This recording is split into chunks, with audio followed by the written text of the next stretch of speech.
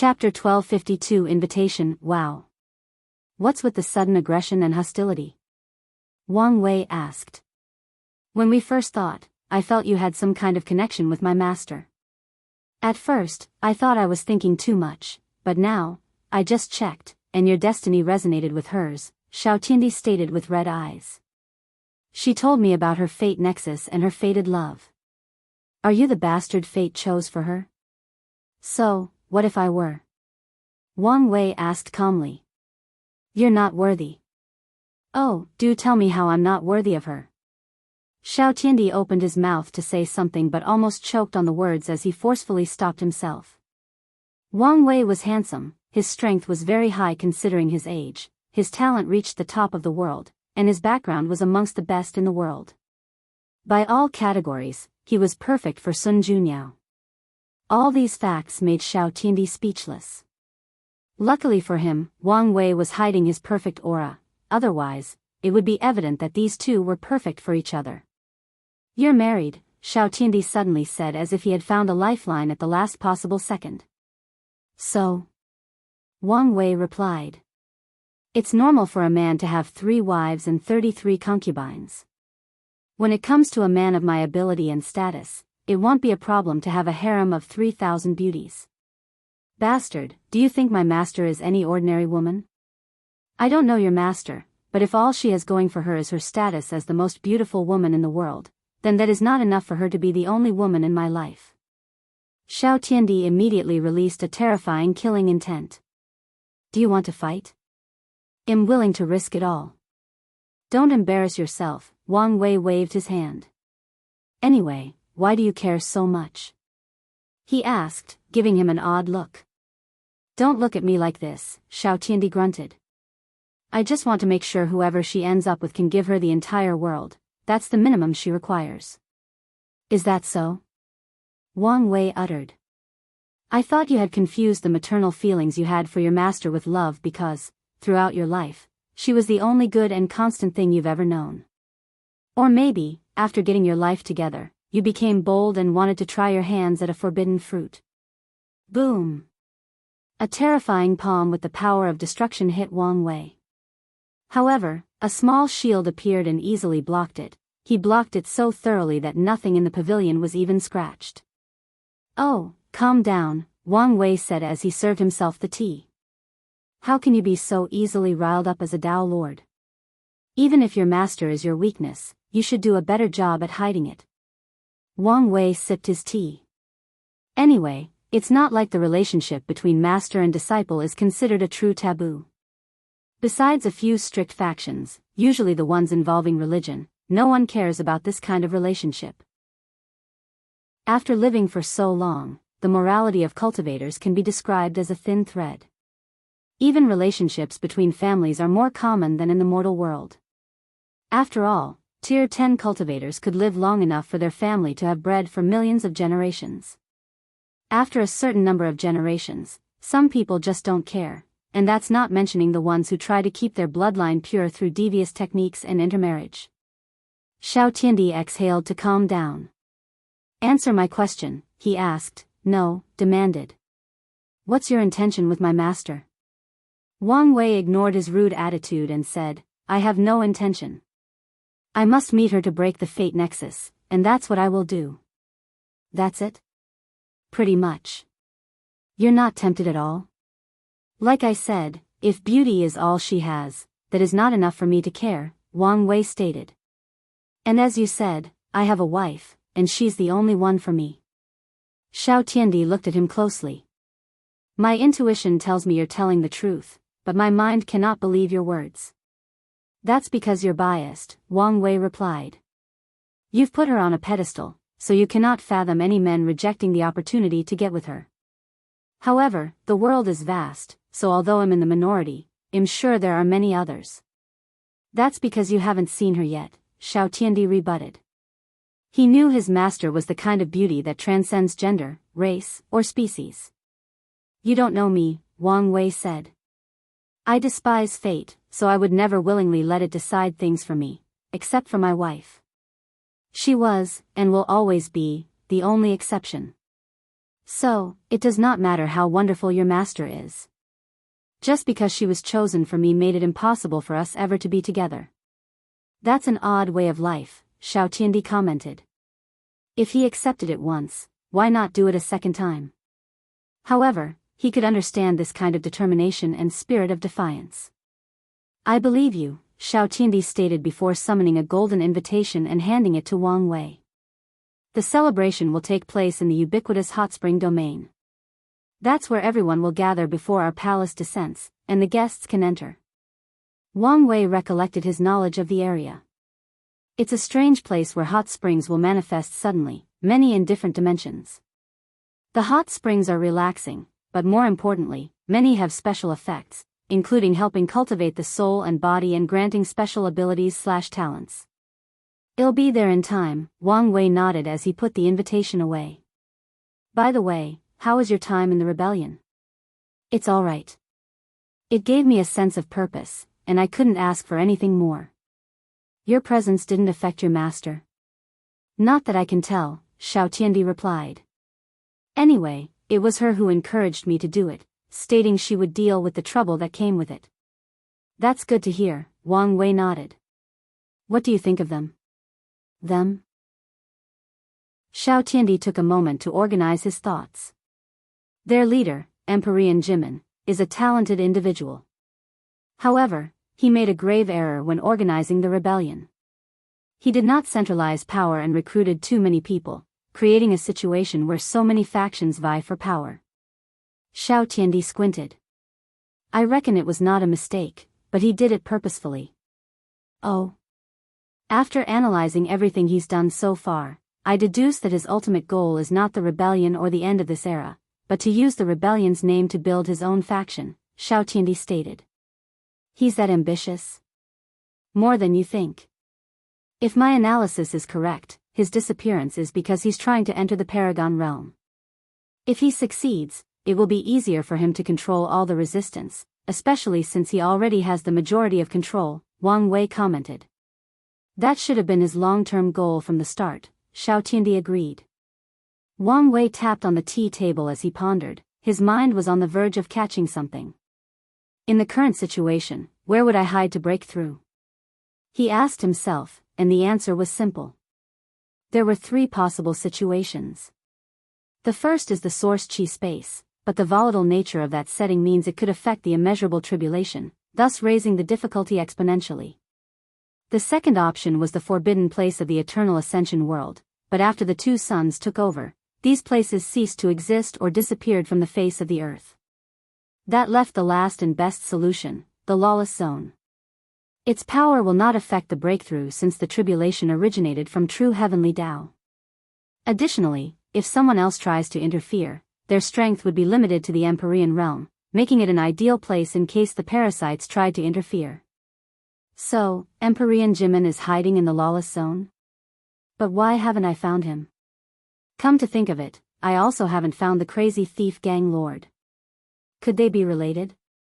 Could they be the same person? Wang Wei's body suddenly paused as this thought flashed in his mind. At first, he thought he was reaching, but something told him to take a moment and pursue this line of thought for a moment. When I first met him, I thought his name was associated with nimbleness, which could indicate his Tao was related to assassination, Wang Wei analyzed. And the information I've gathered so far proves that to be the case. No one knew exactly what the leader's Tao was, but everyone knew he was a master assassin who rarely failed. However, it could also apply to a Tao related to thievery. It's also suspicious how they both retreated around the same time, especially when my information indicated that the gang lord's cultivation was near the peak of Tier 11. Wang Wei realized his deduction was a stretch, but his guts told him he was onto something. Emperor Jimin was either the same person as the crazy thief gang lord, or they were connected somehow. Regardless, he was prepared to investigate. If you find any errors, ads pop up, ads redirect, broken links, non-standard content, etc., please let us know each report so we can fix it as soon as possible. Chapter 1253 Real-Life Iron. Wang Wei stopped thinking and sipped his tea. Done? Xiao Tiandi asked. Sorry about that. I understand, Xiao Tiandi nodded. He knew it was best to let his thoughts flow naturally when he got these sudden inspirations. So, what have you been up to? You know, preparing for the future, Wang Wei replied vaguely.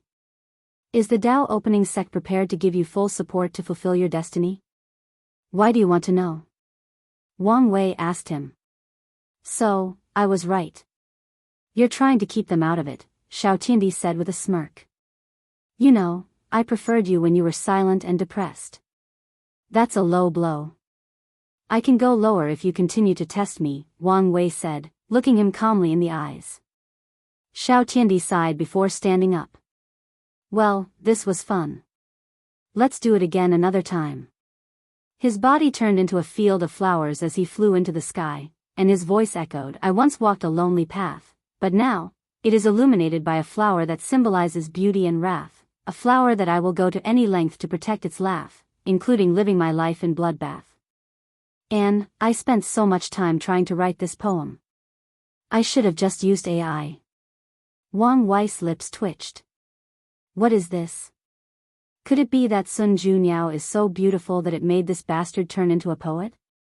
He shook his head before flying away. He did not leave but looked around this place, thinking of sending his guard to this place to gather information. Wang Wei flew to the place in this territory with the most condensed destiny and also where most of the chaos occurs. Snow Sky City is where most events would happen, so it was the best place to create a branch. He might even extend the missions of his changing fate hall to this location. This city was enormous, as are most things in the upper dimension. However, this was not the most unique part of this place. As soon as Wang Wei arrived, he caught people's attention for one reason. He wore ordinary clothes while almost everyone else had a fur coat on. Snow Sky City was built long ago on top of Celestial Ice Crystal Mine, causing the temperature to be extremely low. Celestial Ice Crystal is a top-tier 11 material, and if enough is concentrated on an area, even an Empiria, a conceptual being, can freeze to death. In Snow Sky City, not wearing a specially made coat meant your clothes were top-tier artifacts that could resist the temperature, or you were powerful enough to ignore the cold. Wang Wei blended with a small group and changed his clothes to resemble everyone else. As he walked around the city and observed, he recalled what he knew about it. Snow Sky City used to be the property of the Skill Dao Association. They used the celestial ice crystal to make weapons, talismans, pills, etc. However, this place became the property of Undead Phoenix and Five Feathers, but the dispute might have originated from how to share the resources.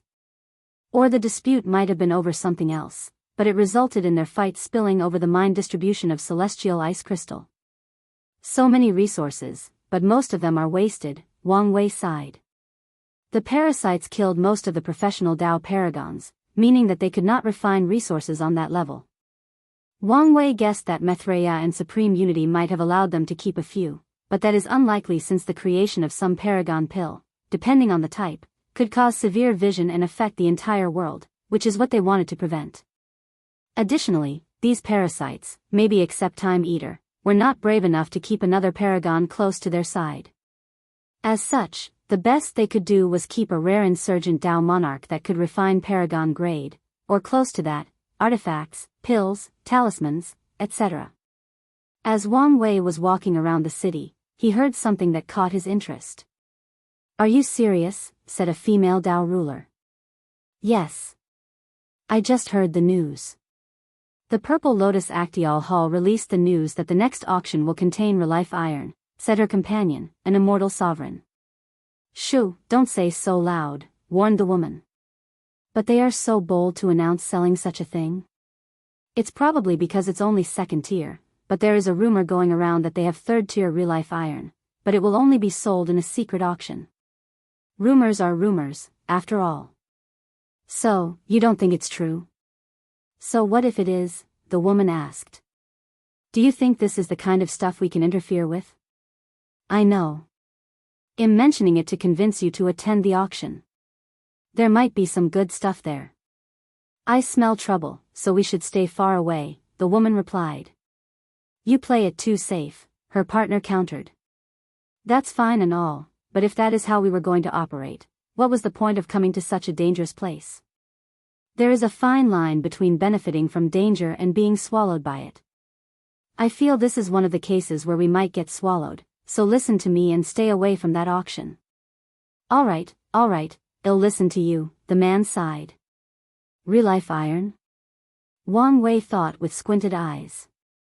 This is another rare resource with many uses, the most important being the nemesis of longevity resources. Initially, this thing was used by people without access to a Dao will to kill emperors and above. They would seal the body in prisons built from real-life iron, preventing the emperor from reviving. The prison also made it easier to wash away the dead Buddhist Dao imprint. Later, real-life iron was further developed into the real-life talisman, which can force someone with an extra life to revive directly in front of anyone who killed them. In other words, people would use the talisman to force people with extra lives to revive before them to kill them again, ensuring they are truly dead. The Parasites outlawed real-life iron.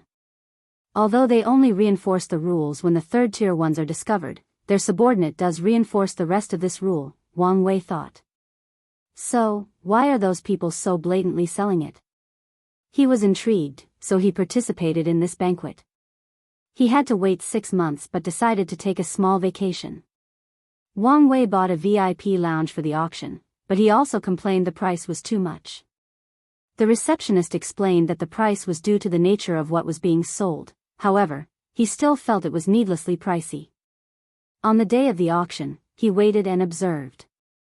The announcer/hostess was a beautiful woman with a goth vibe. She wore dark purple lipstick, long black nails, and a revealing winter fox coat. Why would a coat be revealing? No one knows, but that's how she was dressed, and the audience seemed to love it. The first item was surprisingly grade 7, meaning it was for people of void-shattering realm. Then, it slowly increased until grade 10, when Wang Wei finally bought something. He fetched 3 of the 5 heaven wills they were selling. He did not fight for the remaining 2 because the people who wanted it seemed desperate, so despite the fact he could outbid them, he let it go, considering granting these 2 some blessing. After his bid, someone brought him his things, and he paid. The process was simple and direct. As he held the heaven will, Wang Wei could not help but sigh. These things are fought after in the lower dimension, with everyone lusting and willing to do everything for one of them. However, in the upper dimension, it is a commodity, albeit rare, but still a commodity. Wang Wei did not buy anything more, as even the things in the tier 11 section did not interest him. Then, it was the last object of the auction. The hostess waited a few seconds for someone to bring it out, but no one cared. Apologies, everyone, it seems there might be some issue. Give me a moment to resolve everything, the hostess announced as she bowed. To compensate for this blunder, everyone here will receive a 5% discount in all future auctions. The crowd erupted in murmur, and the auctioneer walked behind the curtain, returning about 3 minutes later with the item floating behind her. Now, let's move on, she said, removing the red cover, showing black rock with white stripes running in a circular pattern. Countless divine senses checked this thing to ensure it was the real deal, and the auction allowed it since this was an unwritten rule of the auction business. You all know this thing's value, so I won't repeat it, the auctioneer said. For the starting bid. She paused for dramatic purposes and to build suspense. Your life, she said in a severe tone, her eyes full of disdain and killing intent as expected, Wang Wei thought. A barrier suddenly surrounded the auction, and 2 armies wearing phoenix-designed armor rushed into the place and immediately attacked everyone present.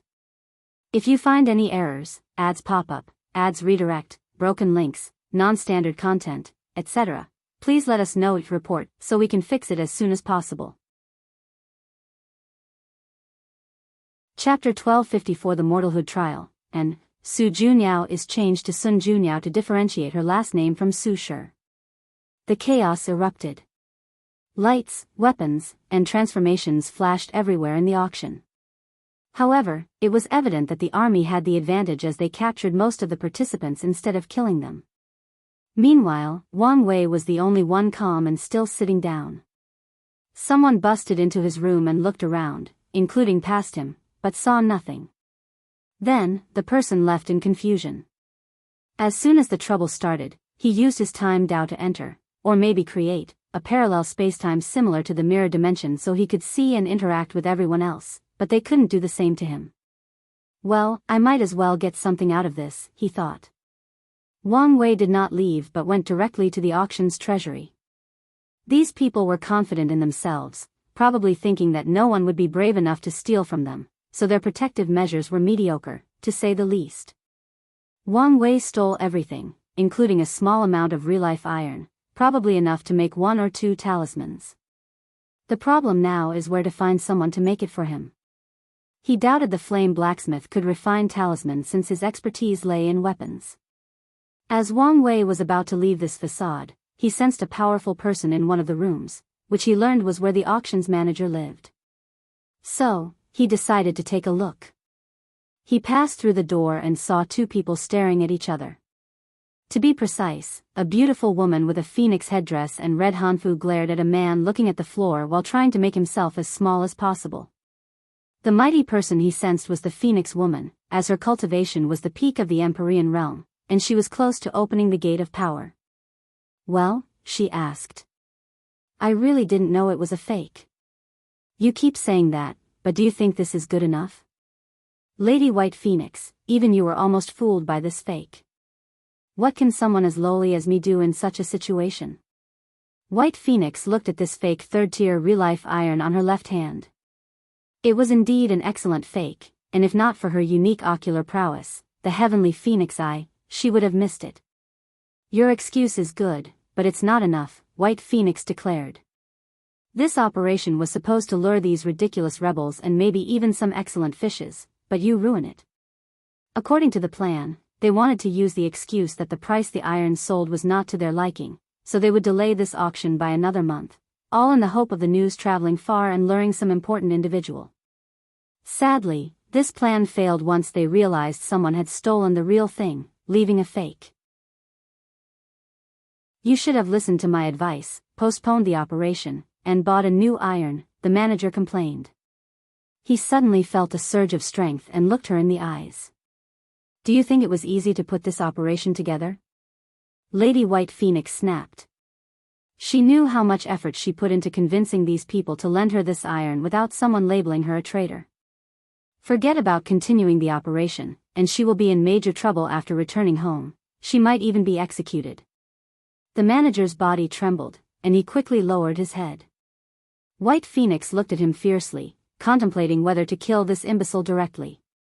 No, the action and this imbecile works for Sister Red Phoenix, so I can also put some of the blame on her and reduce my fault in all of this.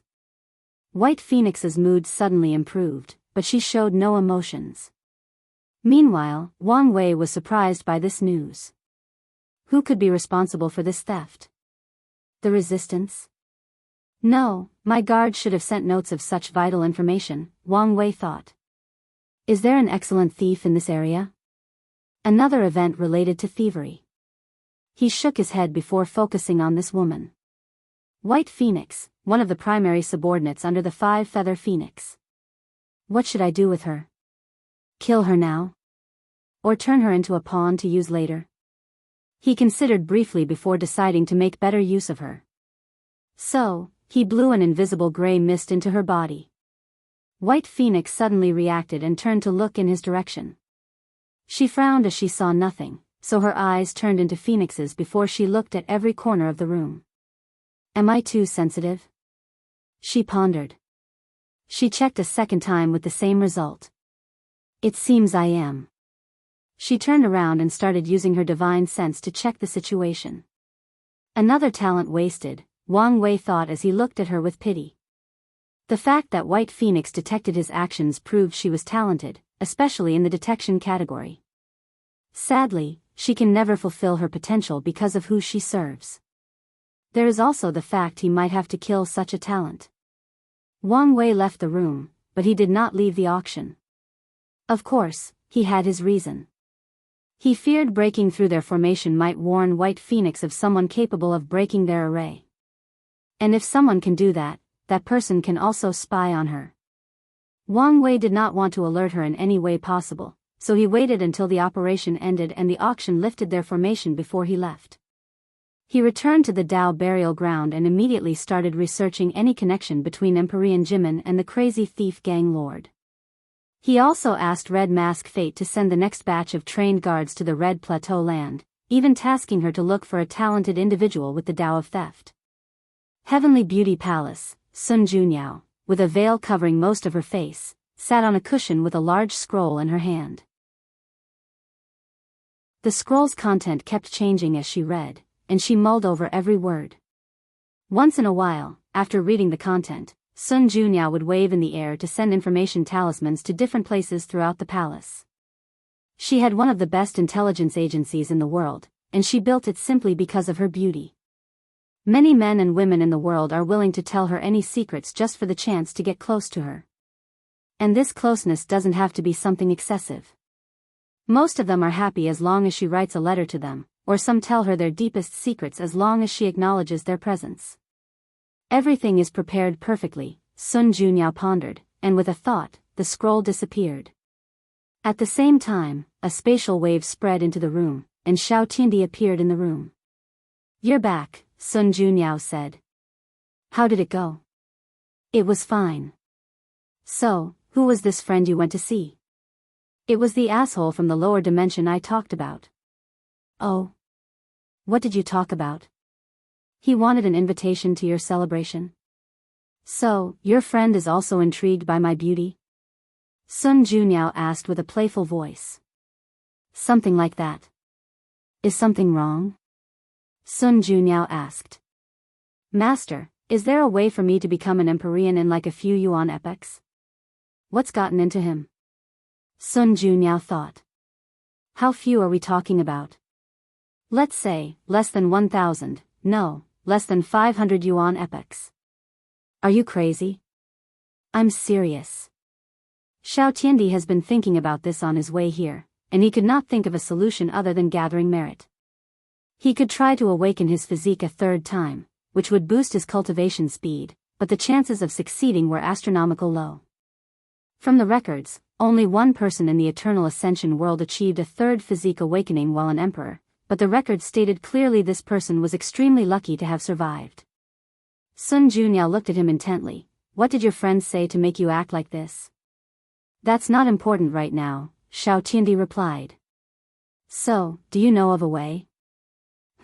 I can only think of the Mortalhood trial, but that might as well be a myth," Sun Junyao replied.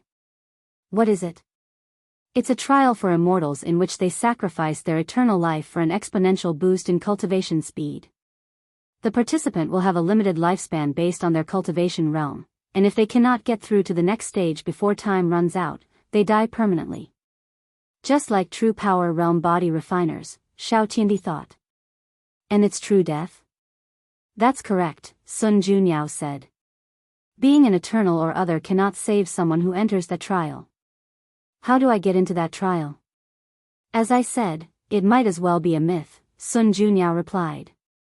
"The trial is not something that originated from our world, but from primordial chaos. No one knows, or, I should say, I don't know the criteria for it to appear in any world. The last time it appeared in our world was before the Golden Era. If you find any errors, ads pop up, ads redirect, broken links, non-standard content, etc., please let us know each report so we can fix it as soon as possible." Chapter 1255 The Frontier Situation. Xiao Tiandi frowned, thinking about this trial. "Don't worry too much about it," Sun Junyao said. "You're a person with a great destiny. Who knows? It might appear now that you have such an intense desire for it." She did not want her disciple to revert to his former self because of this small inconvenience, so Sun Junyao chose to give false hope. Technically speaking, it was not false hope since she did not know the exact requirements for the trial. For all she knew, it appeared when someone of great destiny required it or during a time of chaos and strife, just like the current era. Destiny? Xiao Tiandi muttered as an idea flashed in his mind. "Could we summon it?" "That's an idea, but how would we go about that?" "You remember your history lesson of the Second Origin War?" Xiao Tiandi stated. You said that Paragon Chiyuan started a war to gather a tremendous amount of luck and destiny to summon the ultimate taboo. Couldn't we use his method to summon this trial? That might work, Sun Junyao nodded. However, the destiny. I know mine alone is not enough, but we can contact Empyrean Kong and many other talented individuals, Xiao Tiandi persuaded. I'm sure many of the people in the same generation as. Well, my point is that many people would not pass off such an opportunity in this current climate. Sun Junyao noticed how odd he behaved regarding this so-called friend, but she did not pry. They were very close. If her disciple did not tell him, he must have his reasons. That's one part of the problem, Sun Junyao sighed. How would we get such an important thing from the Dao opening sect? I can ask them, but I doubt they will give me face regarding this matter. We don't need the complete method. No, we don't even need to be the ones to summon the trial, Xiao Tiandi persuaded. I'm sure the Dao opening sect would benefit from such an event. In other words, we only need to persuade them. Xiao Tiandi was confident in this plan because the Dao opening sect had a high chance of agreeing because of Wang Wei. Although he would prefer for that bastard not to enjoy such benefit, he knew it was impossible not to include. Regardless, the trial should somewhat reduce the gap between them, especially since he can achieve a third awakening after becoming an Empyrean. It seems you've thought of everything, Sun Junyao said with a smile. Luckily, she hid her face, or the entire room would be illuminated. However, despite this protection, Xiao Tiandi already thought of 100 poems describing the fleeting smile. Excellent. I'll contact them immediately, Sun Junyao said. Such a trial could also benefit her. No, inviting them to my celebration and asking in person would be better. If so, I can't send just anyone to give the invitation. I'll go. Yes, you're my direct disciple, and what better person to represent me, Sun Junyao nodded. Go right now. No, change into something more presentable. You should also bring gifts. No problem, Xiao Tiandi stated. By the way, is the trial also useful for paragons? No. You must leave after becoming a paragon. That's good to hear, Xiao Tiandi sighed. If those people could also use the trial, the current situation would worsen to a terrifying level.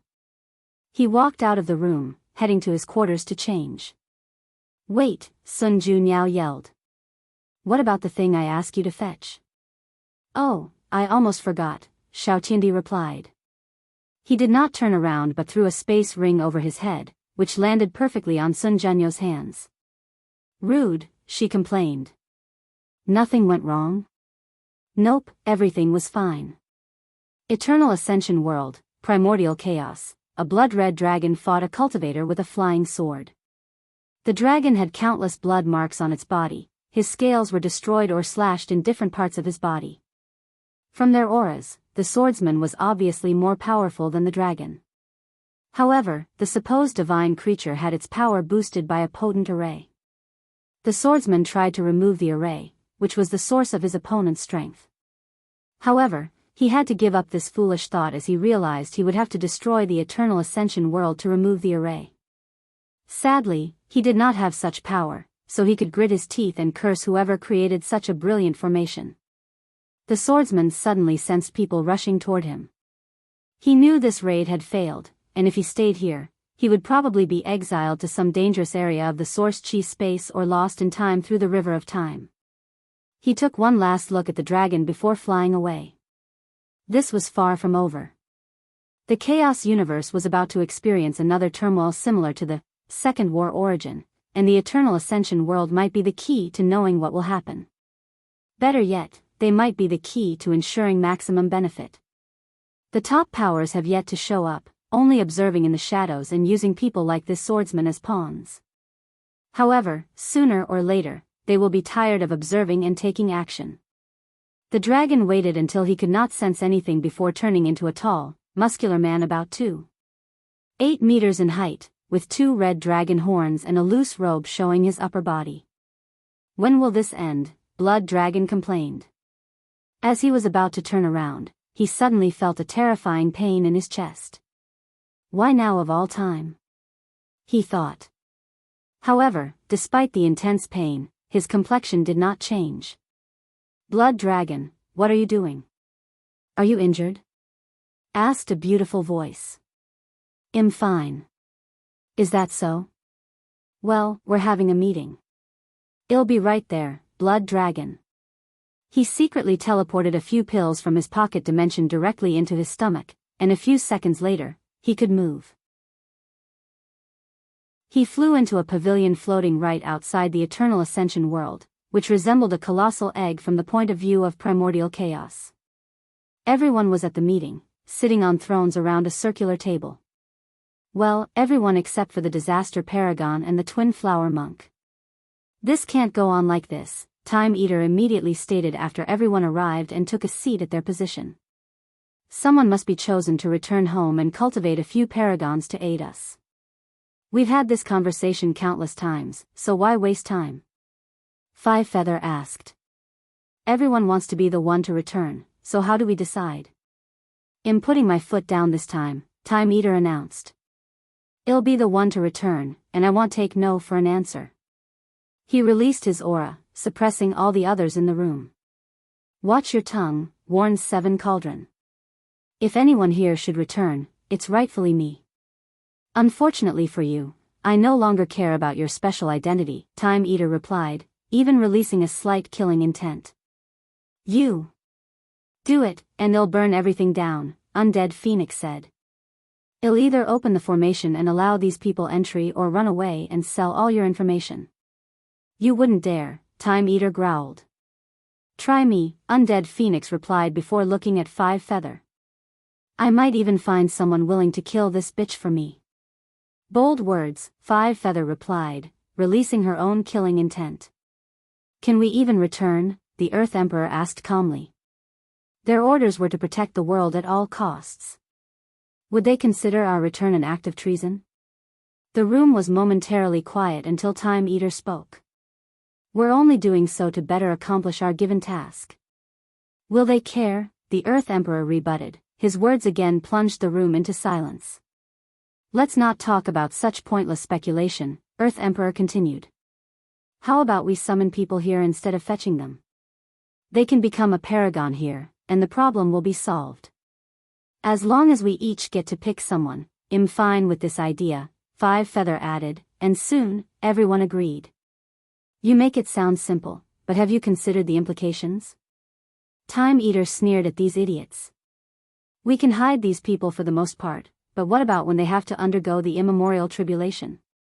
He pointed outside. "Do you think these people are stupid? They won't guess what we're trying to do and stop us."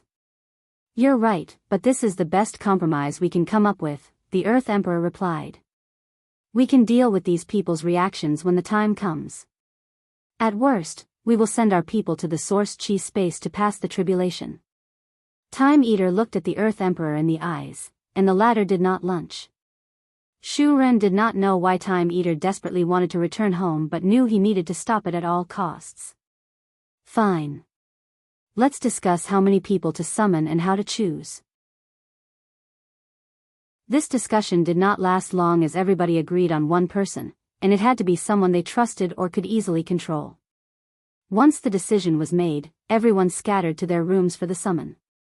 Meanwhile, the quiet Blood Dragon had a glint in his eyes as he calmly returned to his quarters. "If you find any errors, ads pop up, ads redirect, broken links, non-standard content, etc., please let us know each report so we can fix it as soon as possible." Chapter 1256 Special Guest Blood Dragon walked inside his quarter, and another dragon waited for him. The dragon was much older and looked human, with 2 black dragon horns. However, he also dressed more formally. "Lord Aoing, what is the result?" Blood Dragon asked as he sat around a small table with a gourd. He opened it and chugged the entire content.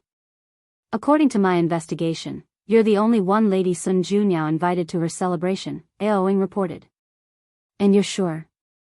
"I've done my best, and as far as our intelligence goes, none of the other factions seems to have a personal invitation from her." "Good, good, good," Blood Dragon repeated 3 times, his voice echoing in the room. Luckily, there was a sound-insulating array. I haven't heard such good news in a while. Lord, how will you attend the celebration without being noticed? Blood Dragon looked at him. I guess you should be a part of this plan in case something goes wrong. Come with me. He waved his hand to summon a portal before walking in. On the opposite side was a blood pool with a blood cocoon at the center. This clone, which has inherited more than 99% of my strength, will take my place in this hell hole. Sir, did you use your blood clone ability? But you know doing so will aggravate. It's fine. Blood Dragon stopped him, and Aoing sighed. Well, that's one part of the problem, the elderly dragon continued. What about the other part? How are you going to return home without them noticing? I'll be using this, Blood Dragon replied before showing him a yellow paper with a character drawn at the center. Interestingly, the character is a dragon, and it seems to be alive upon closer observation. The ancestral dragon talisman, Aoing said in shock. That's right, Blood Dragon replied with a smile. Ancestral dragon is a title granted to primal paragon dragons, and this particular talisman was one of the dragon race's treasures from even before the Golden Era. But. Aoing was speechless. This talisman is a treasure considered as a foundation for the dragon race. It is one of the few treasures that Blood Dragon took after his rebellion, while the others were hidden from him. But even after taking this talisman, he could not use it normally and had to sacrifice trillions of lives for an opportunity to activate it once. Lord, this talisman was your way out once this era ends, Aoing swiftly said. Why are you wasting it? What do you mean by waste? Blood Dragon asked, his bright smile replaced by slight gloom. Don't you understand what it means for her only to invite me? It means that out of that gloomy bastard undead, the boring and prideful Shu Ren, and the scheming Time Eater, she chose the fearless and valiant me. How can a mere talisman be compared to her? In fact, I might tell just to show her how much I appreciate her. Aoing wanted to tell him that no woman, no matter how beautiful, was worth the value of that talisman. However, he's been with the young master since he was a baby and knows his temper. He would only get a scolding and might even lose some trust in the process. I knew I should have assassinated her when he first showed interest, Aoing thought. Sadly, it was now too late. Aoing sighed in his resignation. He suddenly felt he had aged mentally by an exponential amount. Do as you wish, he said. But young master, don't forget you promised me you would not die before me. After saying these words, Aoing walked out of this dimension, his shoulders lowered than they had ever been. Blood Dragon shook his head. Aoing was a trusted subordinate who had been with him since birth. However, he had a significant flaw: he was too reserved. Cautions took precedence over everything he did, usually to the detriment of whatever Blood Dragon wished to accomplish. Blood Dragon looked at the cocoon and the talisman, and he smiled. He returned to his quarters in the best mood since a few thousand yuan epochs. Dao Burial Ground. Wang Wei looked over a lot of documents and information, trying to connect Empyrean Jimin with the crazy thief gang lord. However, the result was abysmal. By all accounts, they were two people with different stories, lives, interests, hobbies, and personalities. As far as he could tell, they've never interacted, and there is no connection between them. Ultimately, Wang Wei had to admit this might have been a wild goose chase and gave up.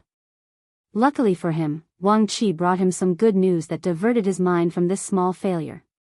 The rebellion accepted his proposition and handed over Zhen Baiyu's contract.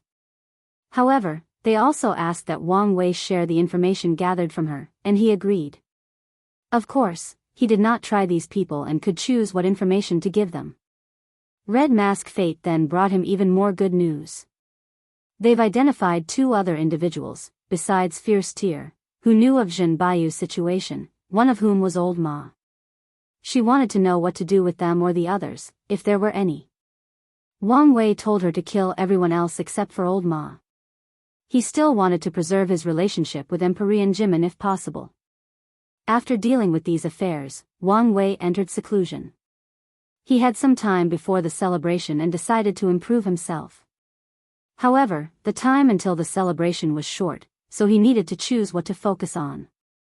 My main priority should be to condense a true 11th Revolution bloodline by turning its capabilities from active to passive, and it should help to lay the foundation for entering the taboo realm.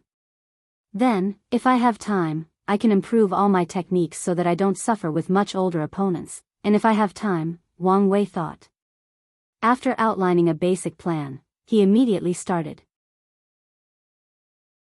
Wang Wei fired out his time acceleration array, which was created with his time Dao and Flame Blacksmith's shallow knowledge about array, to the limit before using Monk's Supreme Chaos Treasure, the Battle Arena, to help him improve on his version of the Fiend God Body 12 Revolutions.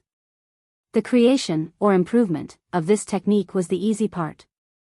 What came next was the true challenge, the Bloodline Tribulation. Wang Wei's limit indestructibility should have made this process a piece of cake, but Heavenly Dao had something else planned. His tribulation was essentially a slightly weaker version of the Paragon Tribulation, meaning Wang Wei came close to death. It did not help that Heavenly Dao, no, Grand Dao, prevented him from using his 10-fold battle realm for the tribulation, meaning Wang Wei had to rely on his 78% cultivation and his flesh on the third heaven of the adult fiend god realm. Phew, that was something, Wang Wei exhaled. Let's test this out. He summoned the physical manifestation of nothingness, which materialized as a large empty scroll floating above his head. It's working, Wang Wei thought. He could feel his body passively absorbing this power, and if he closed his eyes, he could confront nothingness itself to temper his willpower. He closed his eyes to check on his nothingness wheel. The thing had grown from the size of an egg to the size of a tennis ball. However, despite this tiny improvement, Wang Wei smiled. He could tell the wheel was passively absorbing power from his bloodline, which was enough to put a smile on his face. The day when this thing is big enough, he will break his limits and achieve battle strength on par with the top of this world. Hopefully, this day will not be far away. Wang Wei focused on the other changes of his breakthrough. I'm still in the third heaven, but I've entered the initial stage of body will fusion. Body will fusion had 4 stages: initial, middle, advanced, and perfection. Wang Wei had just started. Meanwhile, Monk was almost finished. The last part is the Wang clan bloodline, Wang Wei thought. The next step should be to allow his clan members to benefit from the fruit of his labors. However, he decided against it. Any sudden change in the bloodline is easy to notice in the current situation, Wang Wei analyzed. Plus, it may be better to wait until someone finishes the 10th revolution and becomes an indestructible Empyrean before getting access to the benefits of the 11th revolution. I should encourage them to make their version of the 11th revolution. Wang Wei left the source chi space to return to the Dao burial ground to continue his retreat. Monk's artifact worked better than anticipated, so he had plenty of time to improve his techniques. Time passed, and it was finally time for Sun Zhenyo's celebration. If you find any errors, ads pop up, ads redirect, broken links, non-standard content, etc., please let us know each report so we can fix it as soon as possible. Chapter 1257 Odd meeting. Wang Wei walked out of the cultivation room, and Wang Qi came to see him. However, Wang Wei could tell this was just a clone, and he knew the fact that the real one had entered seclusion. Why do you seem stressed out? Wang Wei asked. I haven't figured out what gift to bring to the celebration, Wang Qi said. That's what's gotten so you riled up? You should take this seriously. On such a grand occasion, we must bring the appropriate gift, or we will lose a lot of face. It's not like him going as my real identity, so it doesn't matter as much as you think. But, aren't you going to meet Lady Sun Junyao in person? Since it's your first meeting, you should bring a worthy gift. It's fine since I already prepared the perfect gift. Please don't say something as stupid that your presence is the best gift, Wang Qi warned, making Wang Wei speechless. I was going to say that as a joke, but now, you've ruined it. Patriarch, this is a serious matter. I know, Wang Wei waved his hand. So, what gift did you prepare? You're persistent, aren't you? It's one of my best qualities. Wang Wei sighed and told him the gift he had prepared. He even summoned it to show him. It's indeed perfect for her, Wang Qi said, and Wang Wei rolled his eyes. However, wouldn't it be better to refine it into something else? Maybe a hairpin, bracelet, or a mirror. Oh, I forgot she hates mirrors.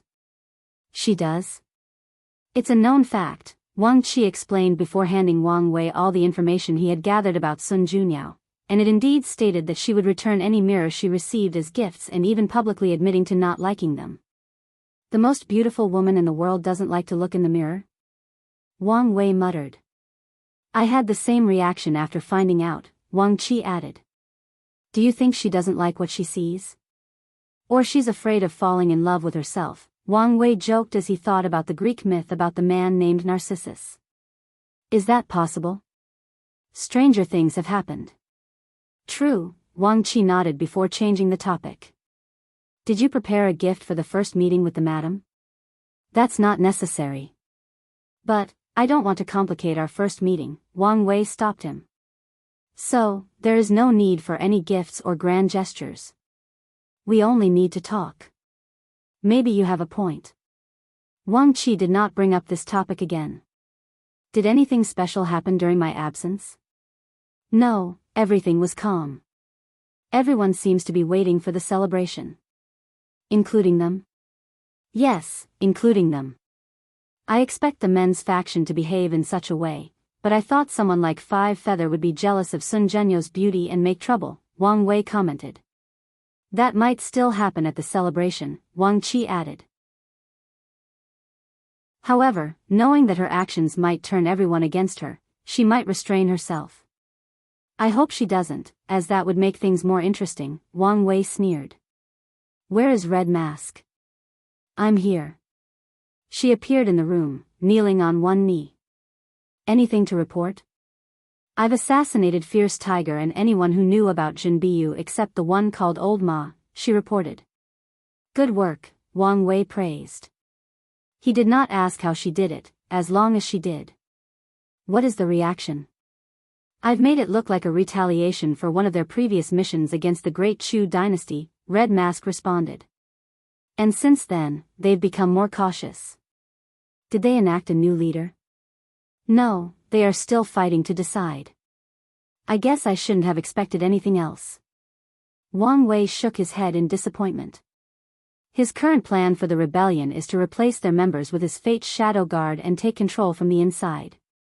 Then, when Empyrean Jimin returns, he will decide their ultimate fate based on how he returns. If he succeeds in becoming a paragon, Wang Wei will remove most of his people, leaving the minimum number to gather information. Then, he will continue a cooperative relationship with them. If he returns as an Empyrean, then Wang Wei will take over their operation and force Empyrean Jimin to serve under him. The best course would probably be for him to die, but Wang Wei also felt it was a waste for such a talent to die so suddenly. Wang Wei checked on his team and the changing Fate Hall. He became a handsome young man wearing a black inner shirt, a floating white robe, and a handheld fan that added a scholarly aura to his demeanor. Anyone who saw him would think he was the kind of person who could recite poems on the spot. Given how Xiao Tiandi turned out, she should find this appearance approachable, Wang Wei thought. He then finally teleported to the ubiquitous hot spring world. As soon as he arrived at his designation, he noticed two things. Firstly, there were so many people. This place used to be a popular entertainment spot, so it was normal for it to be lively. However, it was on a different scale now that so many people worldwide arrived for the celebration. The second thing he noticed was the abnormal amount of destiny condensed in this place. His eyes could see an invisible dragon swimming above the sky on a golden lake. Something is definitely going to happen in this celebration, Wang Wei analyzed. And it will be major. He tried divining the truth but only discovered something easy to guess: Sun Junyao would be at the center of everything. Since faith fails, let's try to look into the future, Wang Wei thought. His eyes then reflected the river of time as he tried to peep at the mystery of tomorrow. It's useless even if you use time Dao, said a soft-spoken voice. The celebration is a critical node in history, a time nexus, if you will, so the future is not set, well, at least for us who have not escaped the shackles of time. This voice was correct. In Wang Wei's eyes, the future was an entangled ball of threads, each representing a different possibility. There were so many of them that even his mind could only peep at a fraction. On top of everything, the lines he could see were blurred. He turned around to see who had spoken. It was an elderly man with white hair and a white goatee dressed in a plain black robe. However, the man had a charm of mystery about him, which was accentuated by the fact that he was blind with gray eyes. "And who are you?" "People called me Old Man Tianji." "It's a pleasure to meet you, the destined one." "Of course they do," Wang Wei thought to himself, rolling his eyes. His meeting with the lower dimension Old Man Tianji was also this random. "It seems you came here purposely to meet me, but can I ask how you found me?" Wang Wei was curious, as even the Parasites, who were paragons and had plenty of manpower, failed to find him, but this old man did. "I've observed everyone who comes and leaves this place," Old Man Tianji said. "I can say with confidence, whoever it is, I can see some information about their fate, no matter how little. However, you are the only exception, so I deduce who you were." "What if I was only a man really good at anti-divination?" "I thought of this possibility," Old Man Tianji replied. "That's why I called your status as a test, and based on your reaction, I figured I hit the jackpot." "I have to say, well played, old man," Wang Wei admitted. "Thank you. I have a feeling that coming from you, those words mean a great deal." "They do," Wang Wei acknowledged.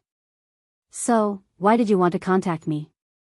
"For now, I only wanted to ensure you were present at the celebration." "And why is that?"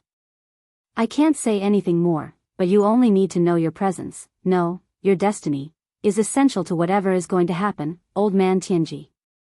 Wang Wei sighed. "I don't appreciate how you know something but keep talking in riddles." "I am not blessed like you," Old Man Tianji responded, his tone not hiding his envy. "Even at my current cultivation level, there are plenty of secrets of fate that I cannot reveal, or I will suffer tremendous backlash." He was very talented and achieved the realm of everlasting, but even then, he was permanently blind because of peeping too much into fate when he was a mortal. "Then, don't say anything, I'll just look it up myself," Wang Wei said as he directly looked at Old Man Tianji's fate line. "It's useless," the old man said calmly. What's this?" Wang Wei immediately saw something interesting. "You have more than one fate line?" "No, that's not it. If you find any errors, ads pop up, ads redirect, broken links, non-standard content, etc., please let us know each report so we can fix it as soon as possible." Chapter 1258 Unexpected First Meeting. "Your fate line is intertwined with so many others," Wang Wei commented. Old Man Tianji's fate line was similar to the future he had just seen. It was fascinating. "Is this a method to protect yourself from divination backlash?" "I have to say, it's quite an ingenious one. I can probably learn a thing or two from it," Wang Wei continued. "But who are those other fate lines? Are they from different people with the name, Old Man Tianji?" He frowned as he observed clearly. "No, these are people you've helped, and in return, you borrow their fate to hide yours. More importantly, you can borrow the luck of these people to help your cultivation. Your school has an interesting way of cultivating fate or destiny," Wang Wei said. "However, if you have such a protective method, why did you go blind? What did you see that permanently closed your eyes?" "That is not something for you to know," Old Man Tianji replied calmly, making Wang Wei shake his head. It would be a pain to get any information from this man as he tried to decipher all these fate lines, and he knew this man would not just stand there and let him. Wang Wei sighed. "This is my second time meeting one of you people. Can you at least tell me a bit about your sect?"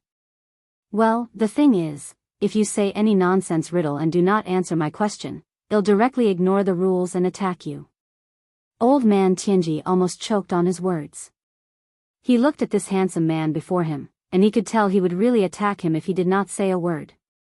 He sighed, thinking answering a few questions should be fine. "We are called the Stargazing Pavilion. We pursue the mysteries of fate and the secrets of heaven and earth. You guys are not native to this world, are you?" "No," Old Man Tianji replied truthfully. We've spread to many chaos worlds. So, you're a large faction? We don't have any direct connection, but I'm sure we've interacted somehow, Old Man Tianji replied. However, such knowledge is above my level. Is that so? Wang Wei muttered. Yes and no. Old Man Tianji's body trembled when he saw the killing intent in Wang Wei's eyes, so he swiftly answered. We have many outer members, but only the one who meets the requirements can inherit the name, Old Man Tianji, and officially become an inner member. This system reminded me of the Desire Heart Palace. Are they connected somehow? Wang Wei asked this question. We don't have any direct connection, but I'm sure we've interacted somehow, Old Man Tianji replied. However, such knowledge is above my level.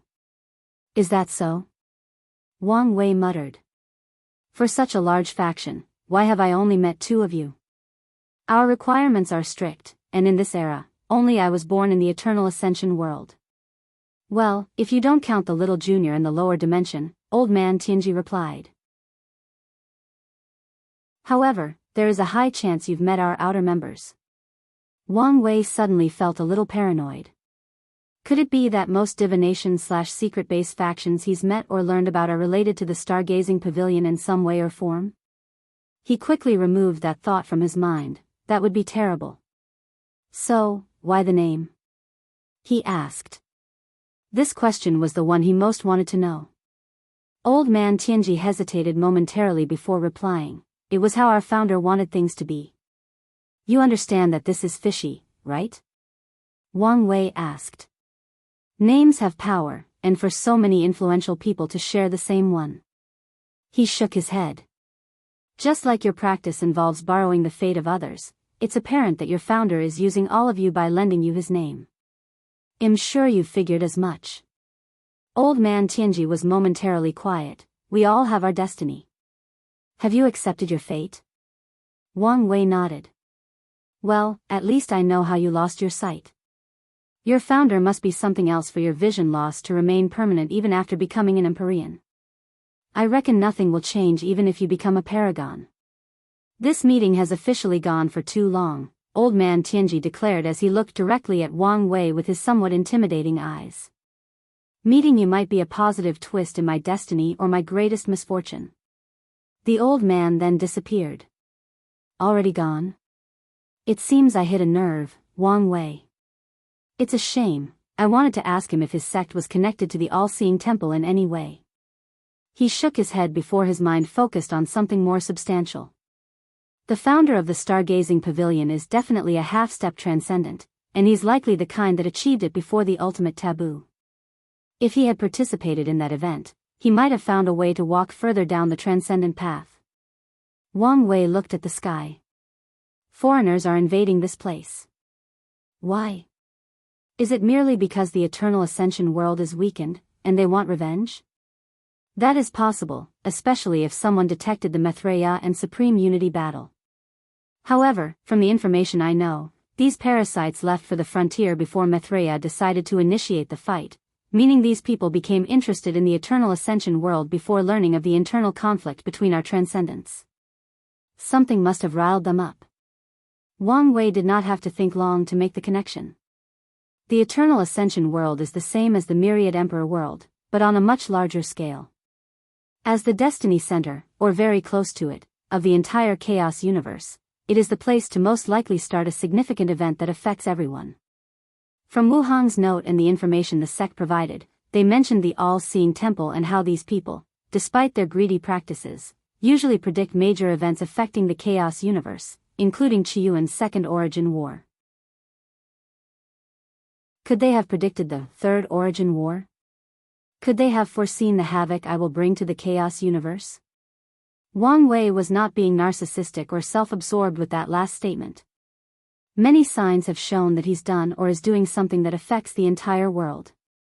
Many of the events in his life have proven that his future self is in a war with Grand Dao. However, the most apparent confirmation of his suspicions was the hooded figure that killed him during Gu Xian's trial. It's evident that someone sent him from the future to prevent him from growing up and wreaking havoc on the universe. Wang Wei sighed. If whatever is happening in the frontier is the prelude to the upcoming chaos, then my meeting with this old man Tianji was not accidental, he thought. He's either a pawn sent by his sex founder to contact the young version of my future self and plan something. Or, my future self sent him on my path to prepare to contact or deal with the stargazing pavilion. Wang Wei grunted softly as he flew away in a bad mood. Given how little control he had over the entire situation, he hated all these time shenanigans. He also needed to warn himself not to let the motion of his future achievement dull him into thinking he was invincible and destined to survive any trouble or difficult situation. With all these transcendent players involved in this ultimate game of chess, rewriting the past becomes a common thing, no, a necessity. Let's enjoy the hot springs as a way to de-stress, Wang Wei thought. The ubiquitous hot spring world was divided into 6 areas related to the elements: flame, water, gold, wood, earth, and the central area. Each location had a large hot spring containing the power of the 5 elements, and after bathing in all 5, people would head into the center for a combination. Each area provided immense benefit to all cultivators under Tier 10, and after completing the 5 sets at the center, even great emperors will receive a cultivation acceleration blessing. However, this thing's effect on Empyreans and above was minimal. There are hidden dimensions with hot springs that are even beneficial to paragons, but those are rare.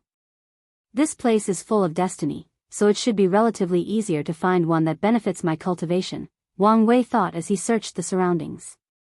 In the process, he encountered 2 acquaintances, Su Shi and Lin Fan. They had just found a hidden dimension and were about to enter. Wang Wei did not want to meet them now, so he sent a greeting and set a meeting for a later date before the celebration. He continued his search, and his Chi-Luck dragon trembled in one of the dimensions. Wang Wei did not hesitate and entered. A strong mist covered the spring, but Wang Wei did not care about that. He placed his hand on the water. Nourishing the body and accelerating the body-will fusion, excellent. His clothes disappeared, and he entered, exhaling deeply as the sensation was pleasurable. You seem distraught instead of being excited. Who?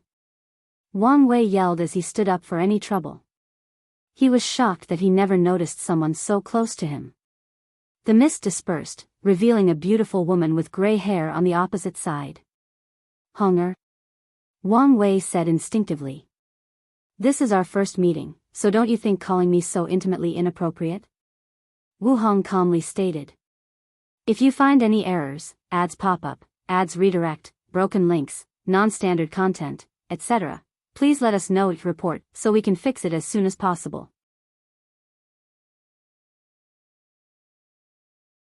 Chapter 1259 First Conversation. Wang Wei looked at her, the woman he had spent the past few billion years and more thinking about it. The one that forced him to dream just so he could remember her touch. She was as beautiful as he remembered, maybe even more so since this one differed from the one he married. This Wu Hong was colder and lonelier, and she did not hide her power or commanding presence. It was apparent to him that this one had a wall surrounding her regarding their relationship. However, a smile crept in the corner of his mouth after seeing her hair color.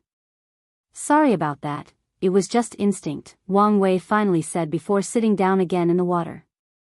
I understand your situation is weird, but be mindful that I am not her, Wu Hong calmly stated. So, she did leave you her memory? She did, but I sealed most of them, Wu Hong nodded. Why? She's biased, and I don't know how she came to be. Wang Wei nodded. When it came to the time shenanigans that his future self was involved in, his response was usually to begrudgingly go along with it, putting some level of trust in himself and his future. However, it seems that Wu Hong's approach is to be on guard and show no trust whatsoever, which is a fair response. The dimensions suddenly became awkwardly quiet, with the sound of water the only thing echoing in the surroundings. Why are you suddenly so quiet? From the memories I kept, you're a very chatty person, especially when you're around her, Wu Hong said. Wang Wei sighed. You must give me some grace, as the situation is quite disheartening. I've lived 2 lives, and it seems my love life might be ill-fated. How so? In my first life, my family constantly pressured me to start a family. They even wanted to force me into a political marriage. I died young and without anyone to call a partner. Then, in my second life, I finally found a woman that made my heart beat, a woman I want to spend eternity with, but what happened? Well, it turned out she's a clone of a powerful cultivator, and not only is she a clone, but the clone of the future self of that cultivator, a clone that she has no memories or knowledge of making. So, the situation turns into the fact that I may lose the love of my life if I don't play my cards correctly. If it isn't ill-fated, I don't know what it is. Stating it out loud does put everything into a strange perspective. Wu Hong nodded. She knew the situation was messed up, but it truly dawned on her until he explained it in these words. I want to ask you something, Wang Wei continued. Do I have a chance?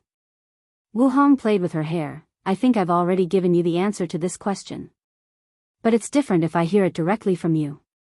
You should understand that most women do not communicate directly. But you're not any woman, are you? Wang Wei rebutted. Fair point, Wu Hong nodded.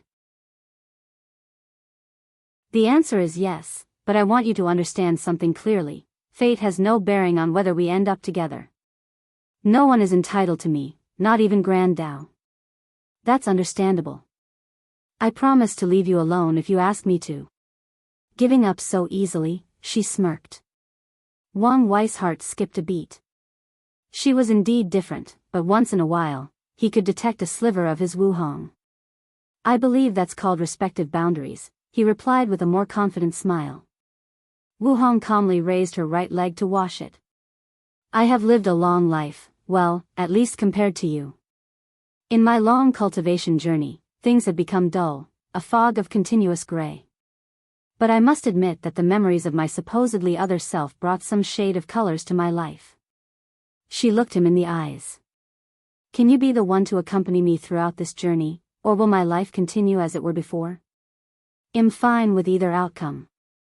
Wang Wei nodded as he now understood her mindset. The cultivation path is long and arduous, so people have Dao companions to accompany them. However, someone like Wu Hong, who has already traveled so far, is alright with finding someone to accompany her from now on or continue doing what she's been doing. However, that someone cannot be just anyone else. In that case, let's start from the basics, Wang Wei said, deciding to take a regular approach to a truly complex situation. Hi, my name is Wang Wei. It's nice to meet you. Wu Hong looked at him strangely before a soft smile appeared in the corner of her mouth. Wu Hong, and the pleasure is also mine. Favorite color? Red and white. Wang Wei nodded. His Wu Hong's favorite colors were black and red, but it's normal for people's colors to change over time, especially with cultivators' long lifespans. Mine is purple and gray, he added. I'm 1.95 meters tall. You? The same. My favorite tea is Longjue tea. Yours? Snow Trail tea. This answer was also different as this tea was her third favorite, Wang Wei thought. Favorite food? That would be dragon heart, phoenix liver, with a side of dream rice, Wu Hong answered. And it cannot just be any dragons. It's the water dragon from the dragon blessing world. The phoenix also has to be prepared with 5 elements materials. Otherwise, its flame Dao will reduce the taste by a lot. A food connoisseur, heh? Wang Wei stated. His Wu Hong was into food, but she never showed him it was to this extent. However, she always said he had never tasted genuinely delicious food. What made the dragon from that world so delicious? They are the protagonist of their world, so that blessing adds to their taste, Wu Hong explained. Additionally, the water dragons in that world receive a lot of worship due to their control of rivers, oceans, and rains. The incense further elevated the taste. And as you know, water is the soft element, which makes the dragon's meat incredibly tender, Wu Hong explained. One time, I hunted 3 simultaneously and transferred all the taste into a single dish. It was truly sublime. Oh, how I wish I could taste it again. You can look forward to it once you return to your full strength. Wu Hong sighed. It's not that simple. I'm pretty sure one of those damn dragons acquired a transcendent method. Given how much I hunted them down back then, I must be on some kind of list in that world. That's a shame, but one day, we'll also reach that level, and we can hunt those dragons together, Wang Wei said, and Wu Hong noticed the "we" he secretly put in that sentence but did not mention it. What about the phoenix liver and dream rice? The liver corresponds to wood in the 5 elements, so after cooking, it basically turns into a vegetable dish, Wu Hong explained. As for the dream rice, that's something I got from another paragon who also loves food. He made everyone in his grand mist will dream about good food and turn that energy into nourishment to cultivate a rice field. I added my specialty to the 6 emotions 7 desire spices, and it elevates the rice to another level. Wouldn't the negative emotions ruin the taste? I can separate them, but even with them, it doesn't, Wu Hong explained. Using them gives the sensation when you're eating something so good, but you know it's terrible for your body. That sounds heavenly. Wang Wei almost drooled thinking about it. It is, Wu Hong nodded. But enough about me. What's your favorite food? I was going to say braised beef, specifically, the one you made for me by infusing the essence of 12 tier 9 demon bulls into it, but I feel a sense of inferiority after what you just said. As you should, Wu Hong said. That is a pathetic choice. And who is to blame? He stared at her. Yourself, of course, she replied. You could have hunted a few demon Empyreans and learned to make excellent meals with those materials. From what I remember, you had many unique ideas on the culinary arts. So, it's your fault for not pursuing this path and relying on me, I mean, her, to dictate your standard of food. Is this a challenge? Wang Wei asked. I'm just stating the truth. It's not my fault if that hurts you. Okay, you've done it, you've successfully struck my pride, Wang Wei sneered. I want you to remember this day. One day, I'll make a meal way better than your favorite or most outstanding culinary achievements. I hope when that day comes, your pride won't get in the way of admitting it is better. No need to worry about that, Wu Hong chuckled, her smile brightening the room. Since that day will never come.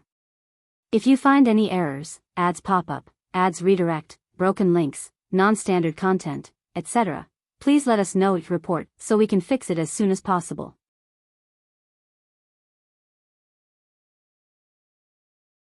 Chapter 1260 Time Mark and ChronoSpirit. Well, this was more enjoyable than I anticipated, Wu Hong said as she stood up. Wang Wei's eyes were the most focused he's ever been in his life. Sadly, there was a mist around her body that even his fate eyes could not penetrate. Damn it, he cursed, but his face remained unchanged. It's not like I haven't seen it before. A robe appeared around Wu Hong as she fixed her hair. Leaving already? I have something to do, she nodded. Wu Hong then looked at Wang Wei. You should be careful. Even if destiny is on your side, you should not treat these people carelessly. No matter what, they are paragons, and that alone makes them a threat. I do take them seriously. Then, why haven't you protected your time mark or established a ChronoSpirit? Have you done so for your subordinate? You practice time Dao, so there should be no issue.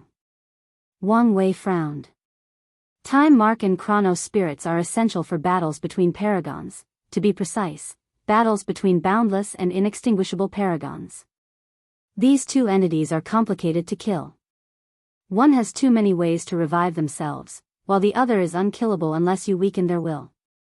However, body refiners are essentially sadists who temper their will by pushing their bodies to the extreme, making their willpower terrifying beyond comprehension. Given the survivability of these creatures, there should be a ton of them, especially since they have an infinite lifespan. Unfortunately, that is not entirely true. There is a quick and efficient way to kill these creatures: kill their weak past selves. The restraint of the river of time is at an all-time low for paragons, so dealing with each other or weak entities from the eternal path is the best way to deal with them.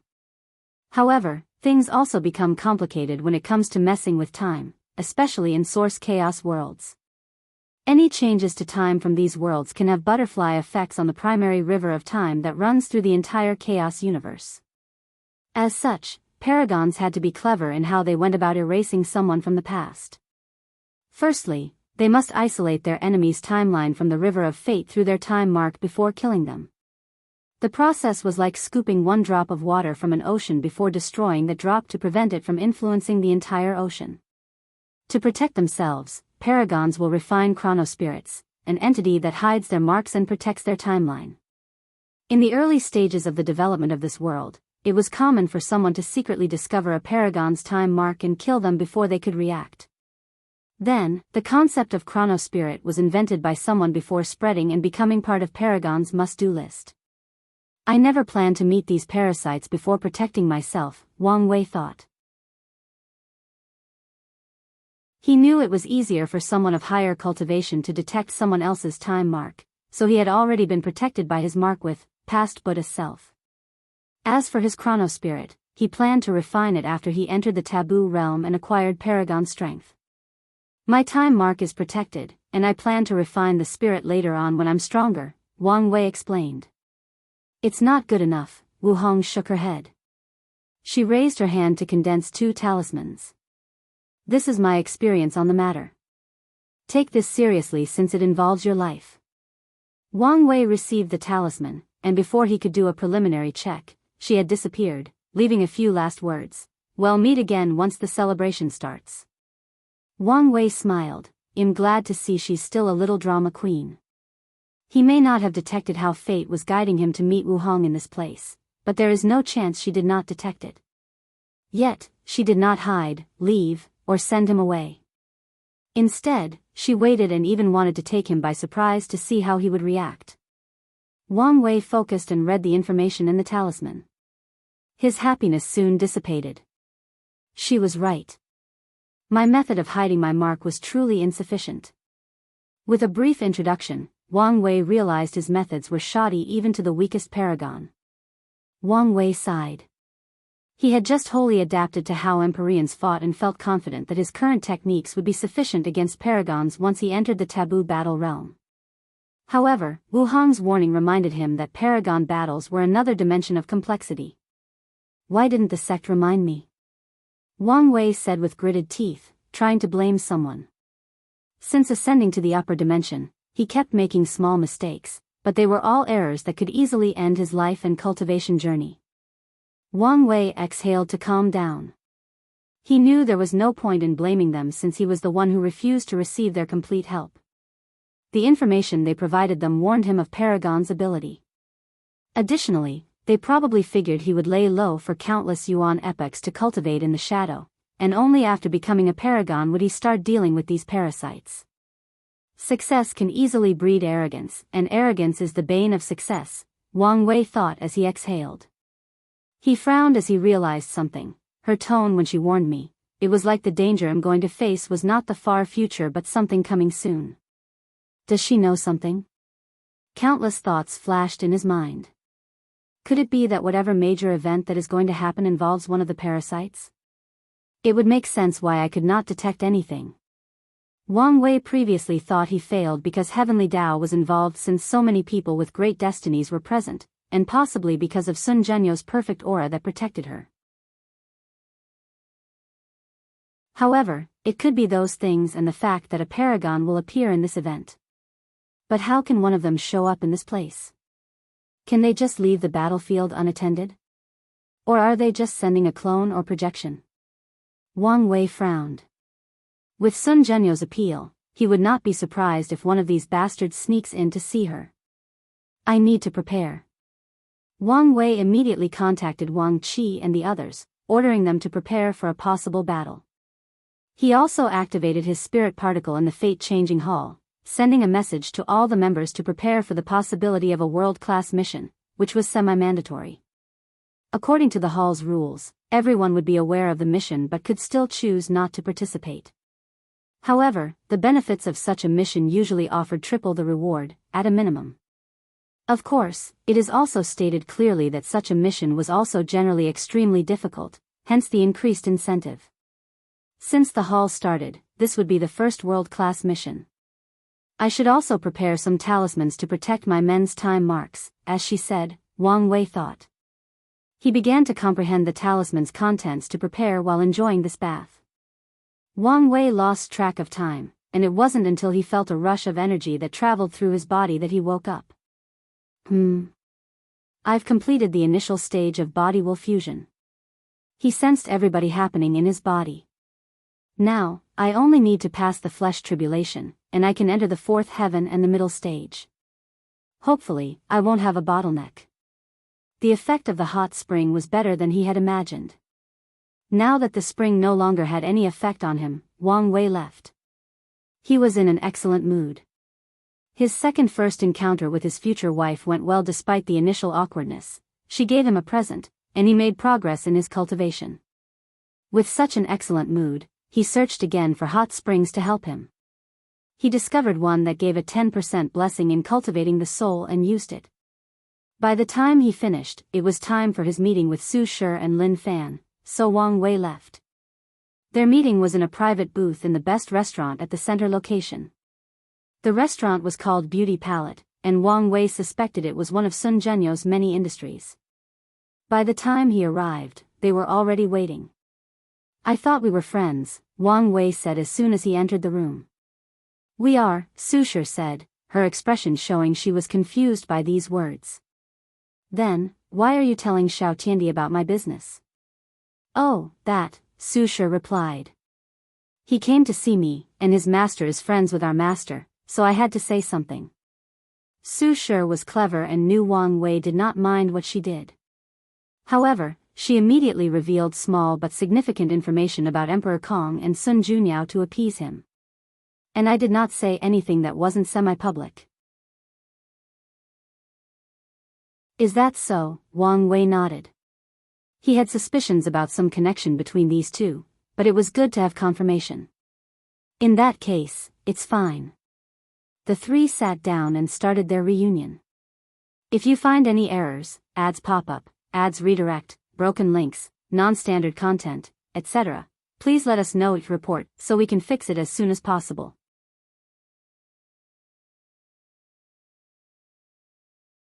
Chapter 1261 Lin Fan's Grand Destiny, How Are Things Have Been?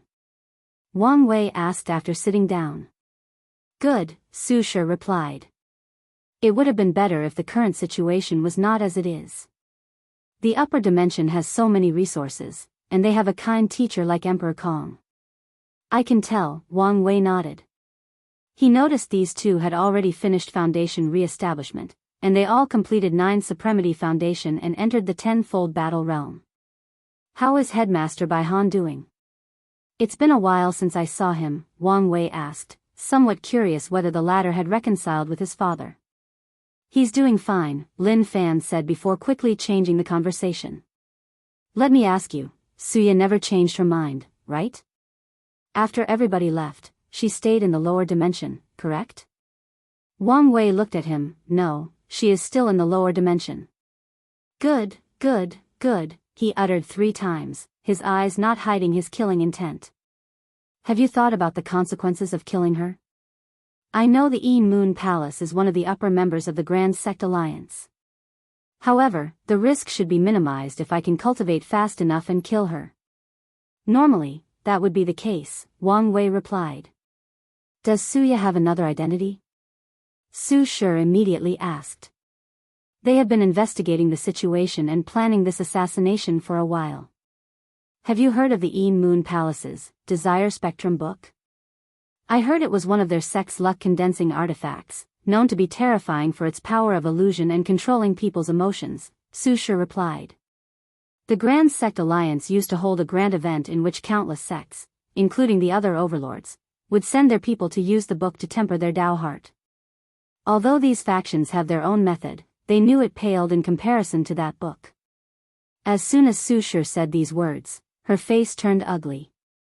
Lin Fan also figured out something and his expression mirrored his wife's. Could it be? That's right, Wang Wei nodded.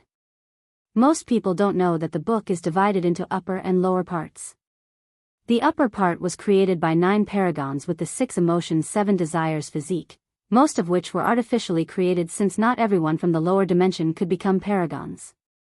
Meanwhile, the lower part is incomplete because only the emperors from the lower dimension can write it.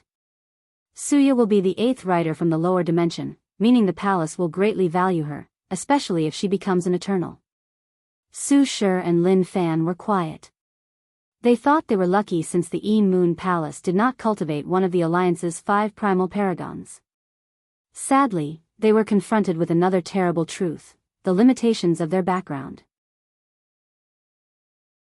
No matter how good Emperor Kong and the Academy's current situation was, it did not change the fact that they were new, meaning they were not privy to many secrets. Additionally, it meant that when facing these ancient behemoths, they could only suffer. And this might not be the extent of her value, Wang Wei added. There is more? Su Shi asked. Once this era ends, we will not return to the era of the 13 Overlord. The next era will be the race for transcendence. Su Shi and Lin Fan squinted.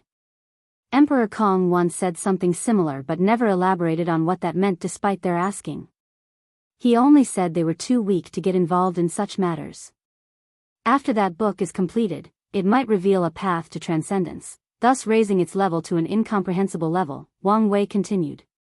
He was not saying these words out of nowhere.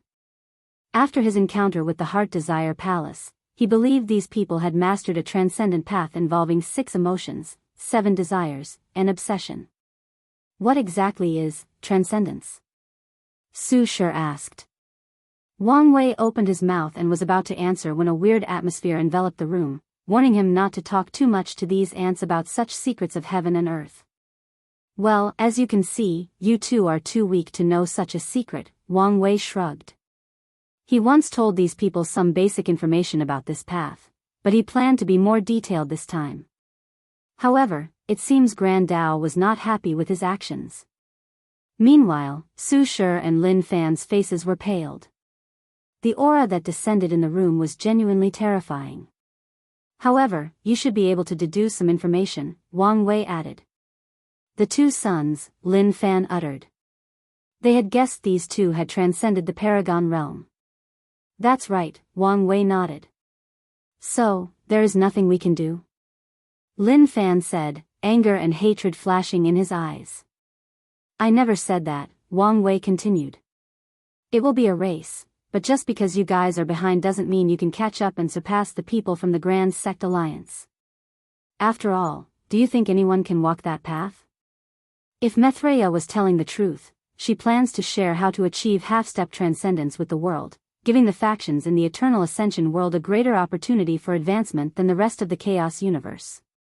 However, even with her gracious actions, the amount of people who will succeed will be counted on one hand. No, the Eternal Ascension world is the destiny center of the Chaos universe, so that number might increase by 2 or 3 times, but even then, it will take a long time before such a thing is possible. Additionally, Wang Wei has predicted a large migration of foreigners into the Eternal Ascension world who wish to compete for this opportunity. The situation will be chaotic, so it's not even guaranteed some factions from the previous 13 overlords will survive until they can give birth to a half-step transcendent. He did not mention that the Yi Moon Palace would have a target on their backs once people realized the value of that book. Overall, Su Shi and Lin Fan's situation is not as hopeless as it seems, but it's also not as good since their academy is not even a paragon lineage. Thank you for telling us this information, Su Shi said after regaining her composure. Yes, truly, thank you, Lin Fan added. They might have discovered some of this information later on, but the part about transcendence was uncertain. At the very least, it would be too late when they learned about it. Now that they know everything, they can better prepare for what course of action to take next. No problem, Wang Wei waved his hand. He told them for 2 reasons. Firstly, Su Shi was indeed a friend, so he did mind provided some help to her. However, this was now his primary motive. Lin Fan's current situation reminded him of these protagonists in novels who wanted revenge. Unfortunately, their target was a powerful faction that forced them to cultivate a much higher realm before avenging their hatred. One way luck and destiny manifest themselves is by giving their chosen one an impossible task to conquer, Wang Wei thought. Lin Fan, as a possible chess piece of the Chaos Demon Gods, was granted the destiny of overcoming the Yi Moon Palace. No, with how weird Emperor Kong's destiny is, it might be their task is to overcome one of the 13 overlords, and luckily, it's the Grand Sect Alliance.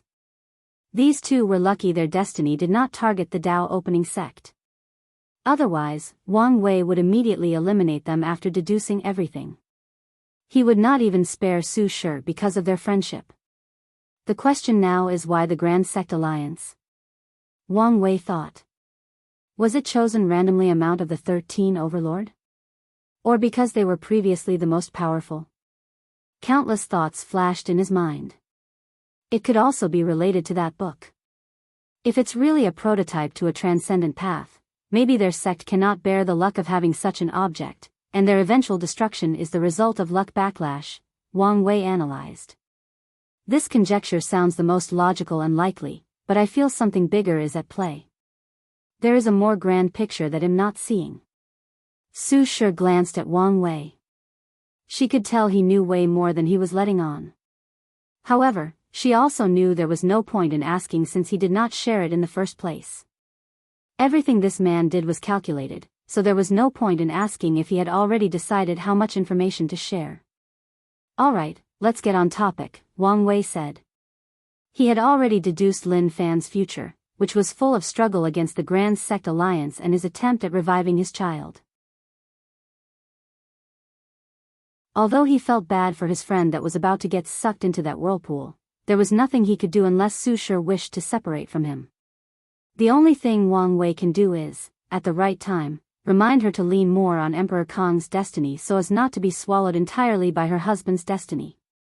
It would be best for her to acquire a destiny on par with these two, but this was not a simple feat if you find any errors, ads pop up, ads redirect, broken links, non-standard content, etc. Please let us know and report so we can fix it as soon as possible.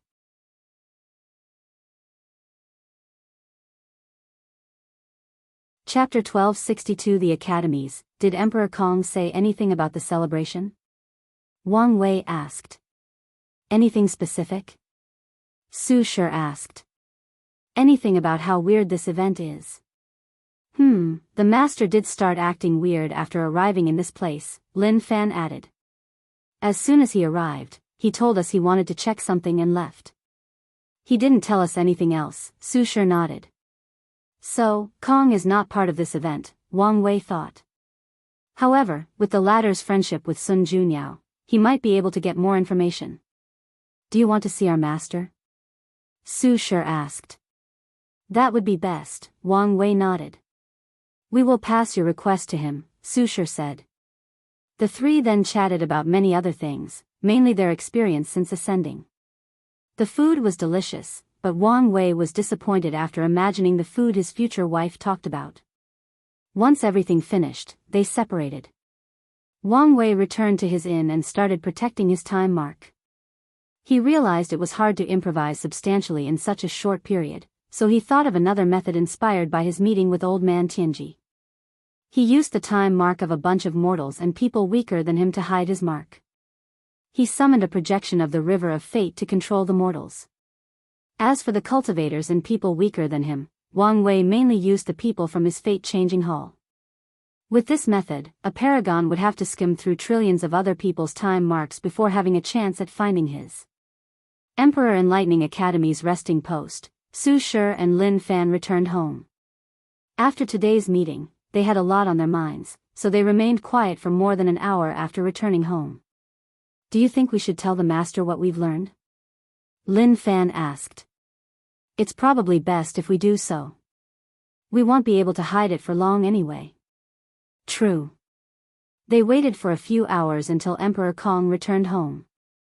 He was apparently distracted, his mind still occupied by whatever meeting he had just attended.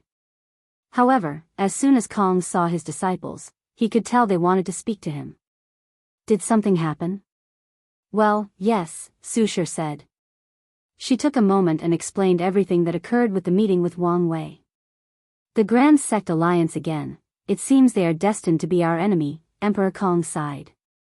The most prominent academy of the Eternal Ascension world is the Benevolent Oath Academy, and they are the top member of the alliance, taking a spot amongst the 5 primal paragons. However, that Academies suffered tremendously in this era as the Parasites eradicated or shut down all their branches because they did not want them to continue training more cultivators and because the Academy had such an enormous influence due to how many cultivators owed them karmic debt. Then, Emperor Kong came along and convinced the Parasites to reopen the Academies to serve them under his leadership. Since then, the benevolent Oath Academy has sent people to secretly contact him, both in an attempt to recruit and intimidate him. After experiencing a few plots and schemes, Emperor Kong has long predicted that the Alliance might be the destined enemy in his rise to the top of the Eternal Ascension world. The Een Moon Palace, Emperor Kong muttered. I never thought they would become such an important piece. He still could not understand how this book involved the transcendent path. Then, he remembered something, the Heart Desire Palace?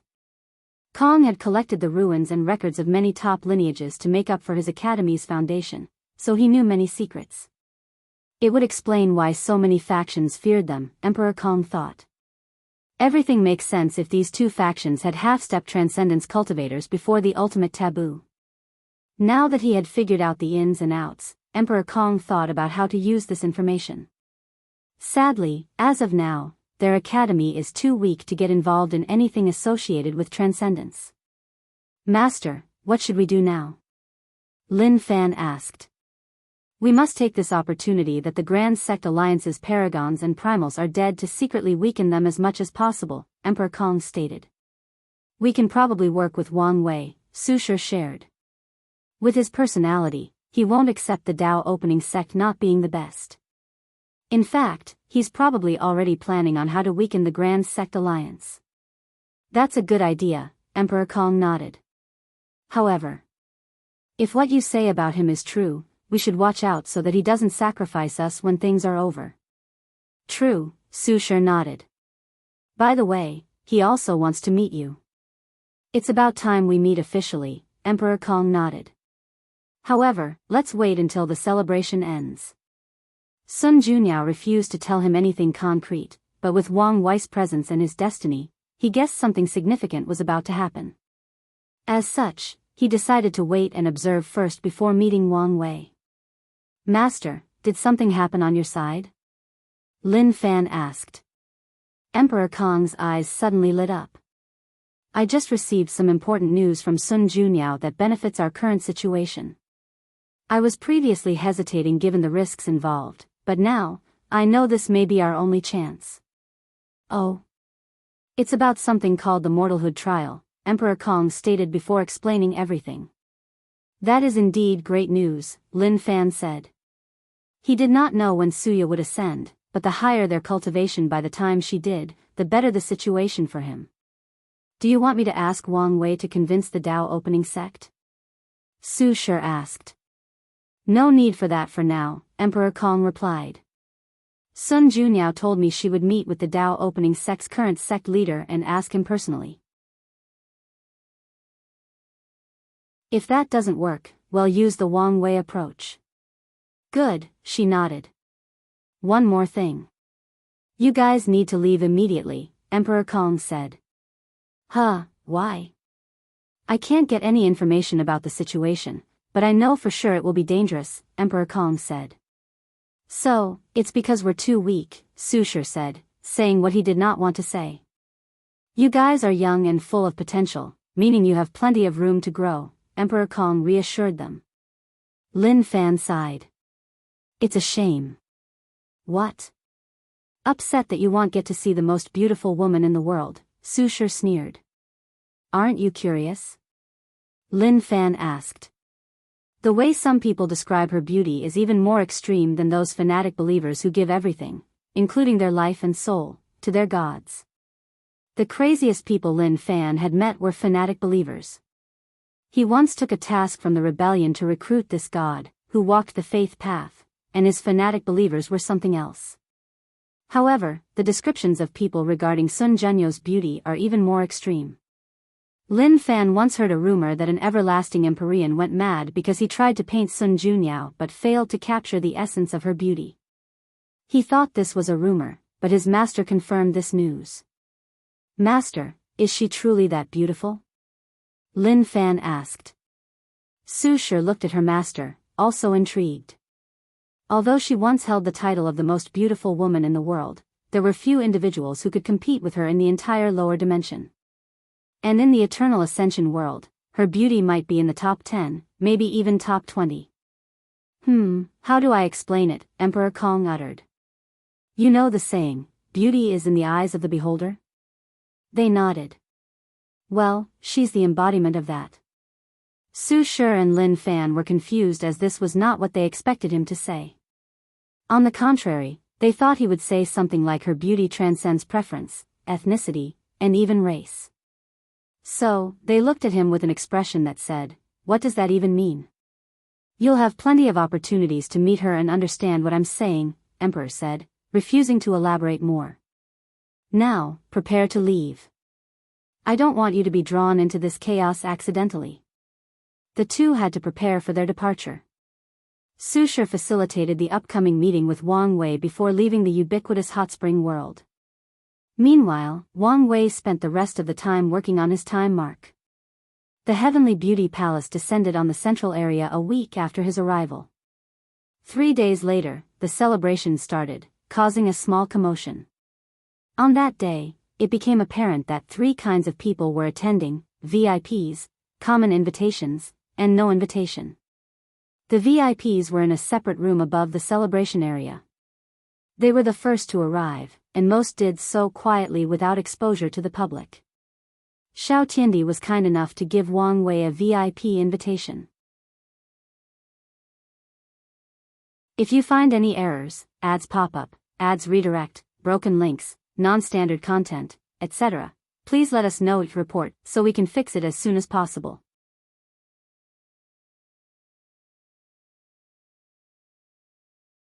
Chapter 1263 Second meeting. Wang Wei walked into his room and immediately stopped.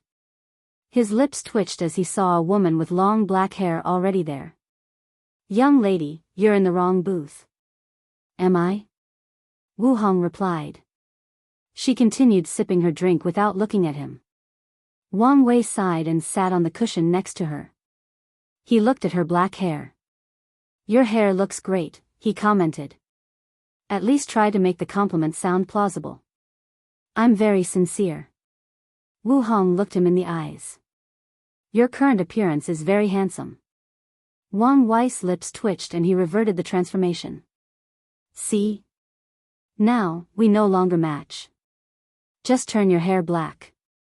How about we compromise and choose another color? How about we retain our individualistic identities and choose something we enjoy? Fair, Wang Wei nodded. The room had a small table before them with a wine bowl. Yours or something the celebration served? Not mine, but it's quite enjoyable, Wu Hong replied. It's celestial monkey wine. Although there is no benefit for your realm, it's extremely delicious. Wang Wei trusted this rich woman's taste, so he took a sip. His eyes immediately lit up as she was correct. This thing was absurdly delicious. After a sip, his essence chi flower activated, and he could feel the bottleneck between the third and fourth heavens slowly dissipating. If not for the fact he needed to pass the tribulation, he might have immediately entered the fourth heaven. Wang Wei soon finished the wine in his glass, and the thing filled itself without him doing anything. They went all out, haven't they? This is the bare minimum for a celebration of this scale. Did you ever have a grand celebration like this? Yes, for becoming a paragon and primal, Wu Hong replied. I figure you were not the type for grand celebrations. Now, I'm not, but in my younger years. Wu Hong did not elaborate further. Plus, it's a great way to amass resources. Wang Wei nodded. As they were talking, the celebration officially started. Wang Wei and Wu Hong's booth was on the second floor, but there was a formation that allowed them to see the events on the first floor while hiding their booth. Great Emperor Jin Long, from the Star Envoy Palace, said a beautiful voice that echoed throughout the palace. Gift, a tier 11 star nourishing pill.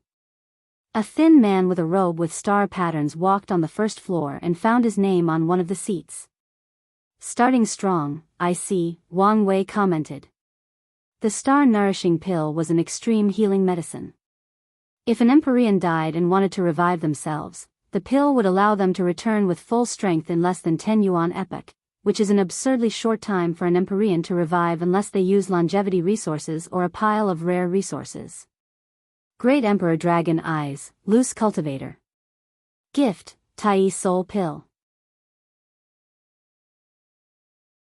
Another extremely rare pill, Wang Wei thought. This pill was one of the best to help Empyreans condense a paragon soul. This bastard probably got it by chance, but he ruined his destiny by giving it to a woman who won't give him a second glance after this celebration. Wang Wei looked at the short man with reptilian eyes walking into the room. As expected, after checking his Chi Luck dragon, Wang Wei saw signs of decay.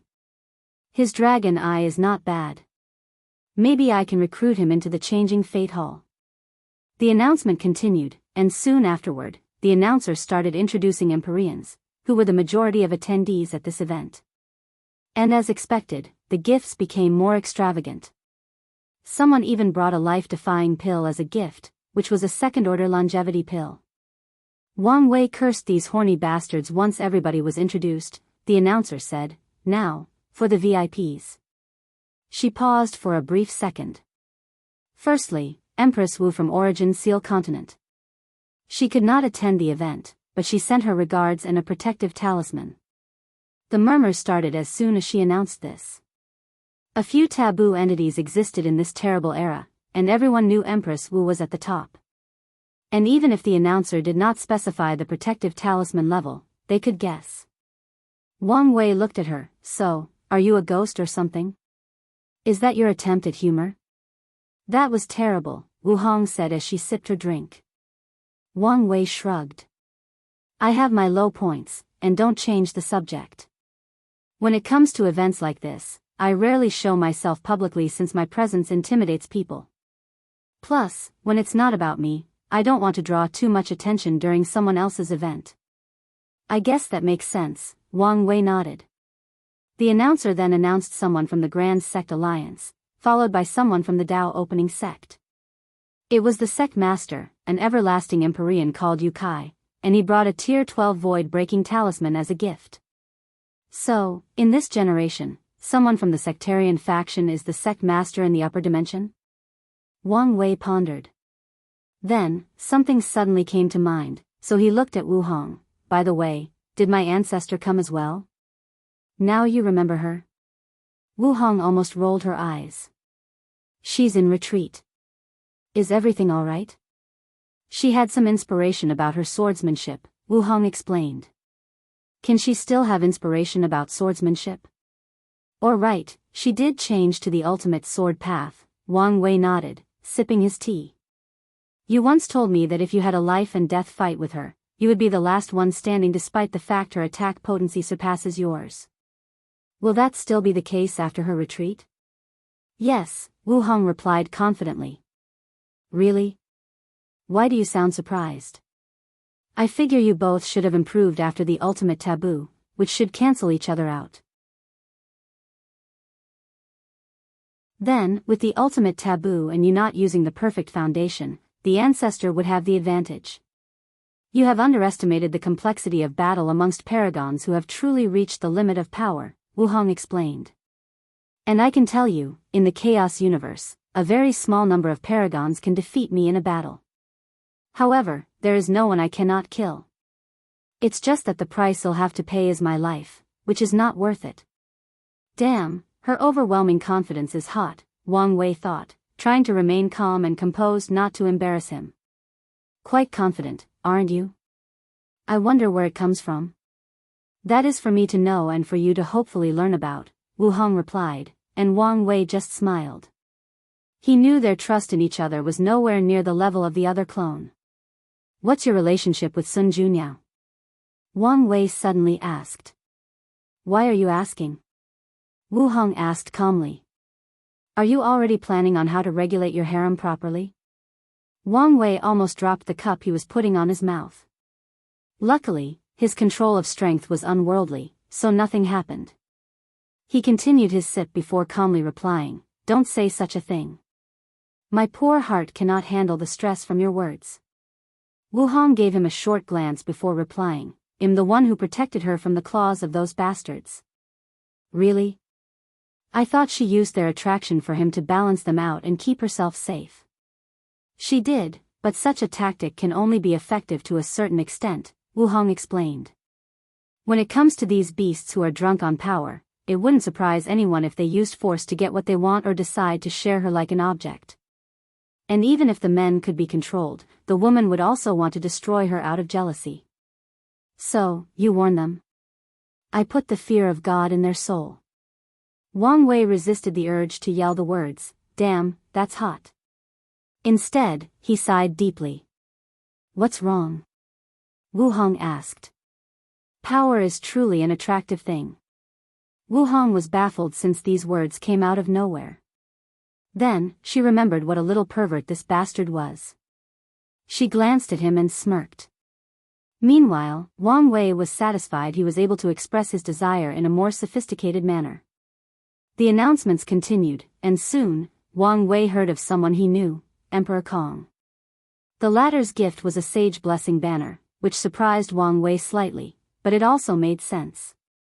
This banner was something that only people who condense a golden body of merit can refine at a small cost.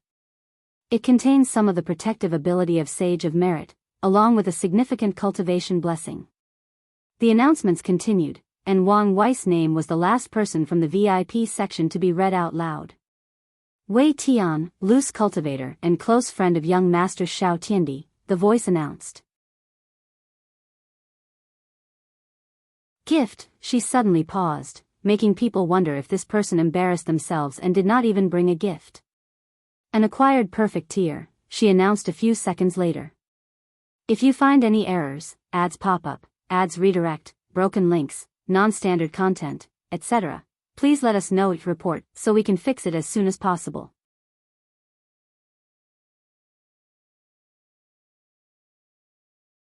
Chapter 1264 The Perfect Beauty. Does such a thing exist? Someone murmured.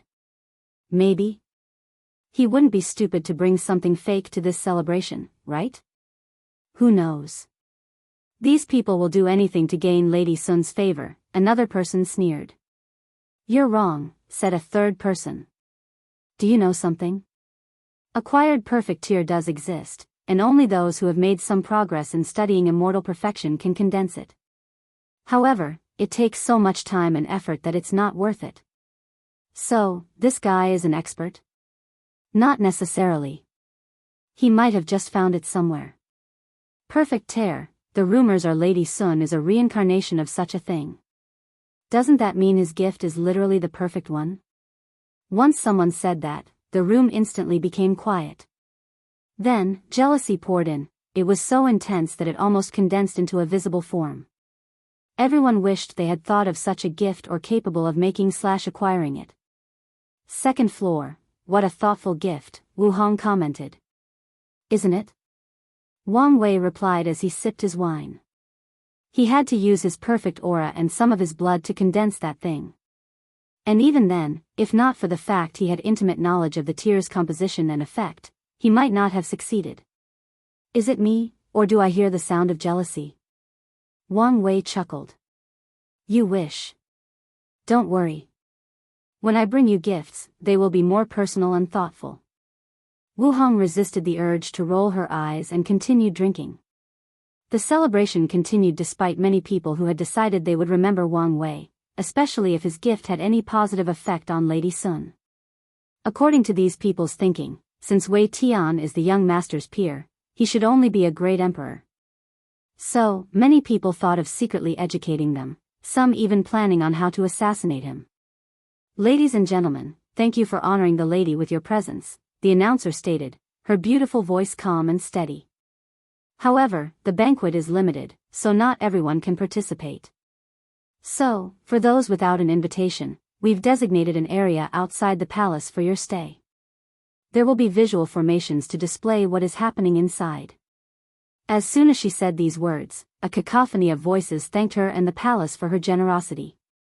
The number of people without an invitation was at least 100 times larger than the rest, and these people knew it was shameful for them to show up uninvited. So, they respected that the Heavenly Beauty Palace treated them so kindly despite their social indiscretion. The announcer calmly accepted these people's respect before continuing. Now that everything is settled, let the celebration begin. Ladies and gentlemen, respected immortals, emperors, and empyreans, please welcome the palace master.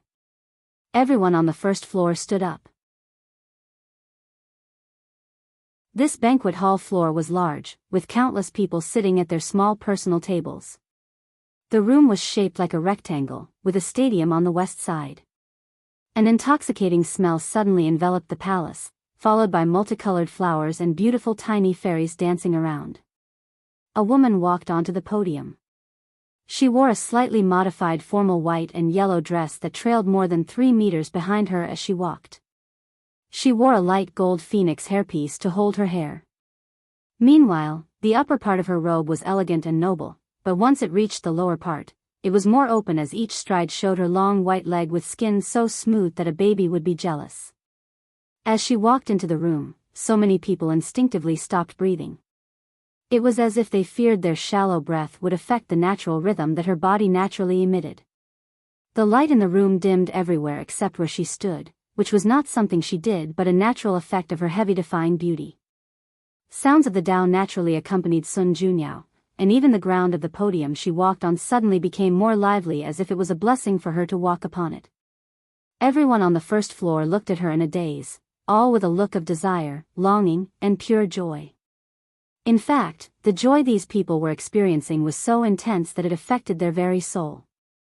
If any of them could control themselves and immediately enter seclusion, they would realize that many of their past bottlenecks had exponentially reduced, and their cultivation speed had a blessing of 20%.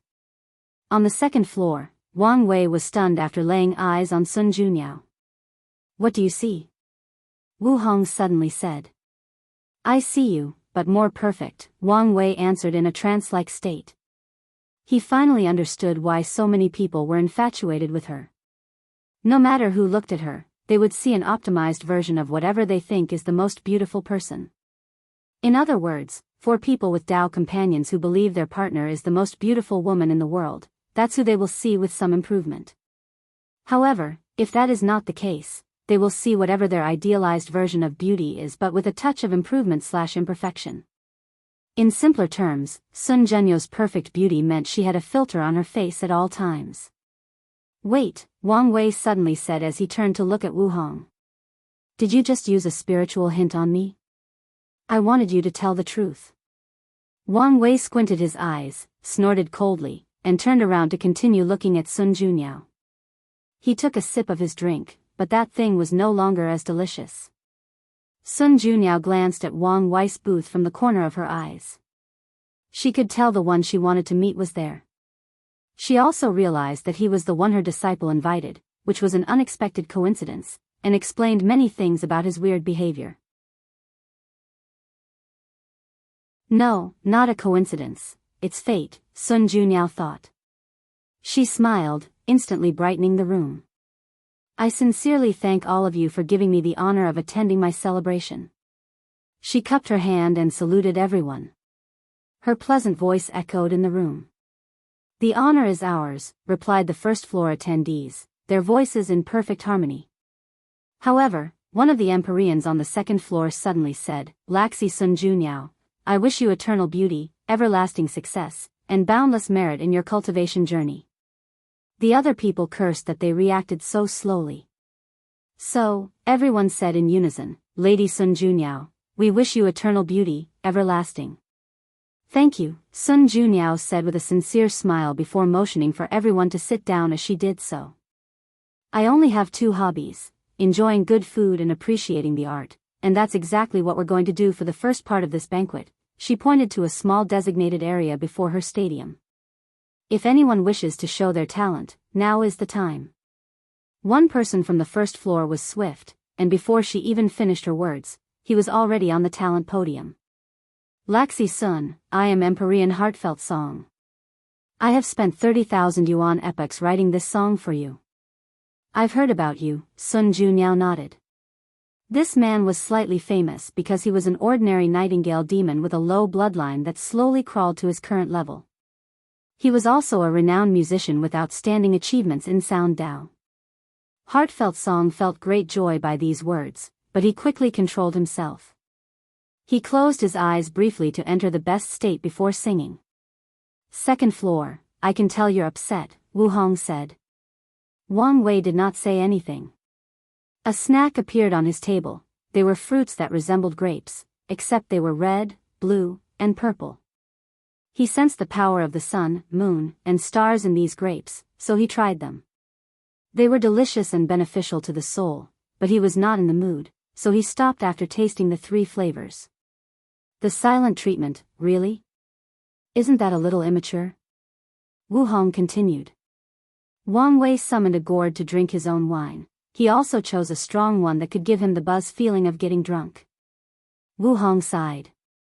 She knew he would be upset. After all, influencing someone who hates being controlled and pursues absolute freedom is genuinely terrible. "I knew you might react this way, so I brought this for you." A small opened box appeared in her hand with a red pill with Tao patterns in the form of a dragon. Wang Wei glanced at it and recognized it, a primordial essence blessing pill. After eating it, he can instantly rise 3 levels in the adult fiend god realm as long as he takes it before the 6th heaven. In other words, after entering the 3rd heaven and eating this pill, Wang Wei can immediately reach the 7th heaven. This thing is scarce because of the material and because it requires a paragon pill refiner to make it, even though it's only usable by Empyreans. He looked at the pill. He did not touch it but focused on her. "I haven't heard an apology yet." "I'm sorry, truly," Wu Hong stated without hesitation. Wang Wei looked her in the eyes. He understood why she did it. She's not as trusting as her other selves, which is understandable. However, he was not happy with how he went about it. "You should understand, as you require certain decorum, understanding, and respect from me, I also require the same thing from you," Wang Wei stated. "I do," Wu Hong nodded. "I promised I won't cross that line again." "Fine, I can forgive you," Wang Wei said. "But I also want a kiss on the cheek." "Don't push your luck." Wang Wei raised his hand in submission. He had to try. He put the pill away with a smile on the corner of his mouth. He sipped his gourd but felt this thing was too heavy for the occasion, so he went back to drinking his monkey wine. If you find any errors, ads pop up, ads redirect, broken links, non-standard content, etc., please let us know, report, so we can fix it as soon as possible.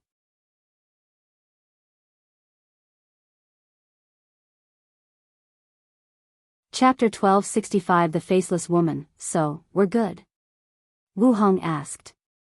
"Of course," Wang Wei nodded. "But I would like to remind you that in our future arguments, I will be petty and bring up today's event to win."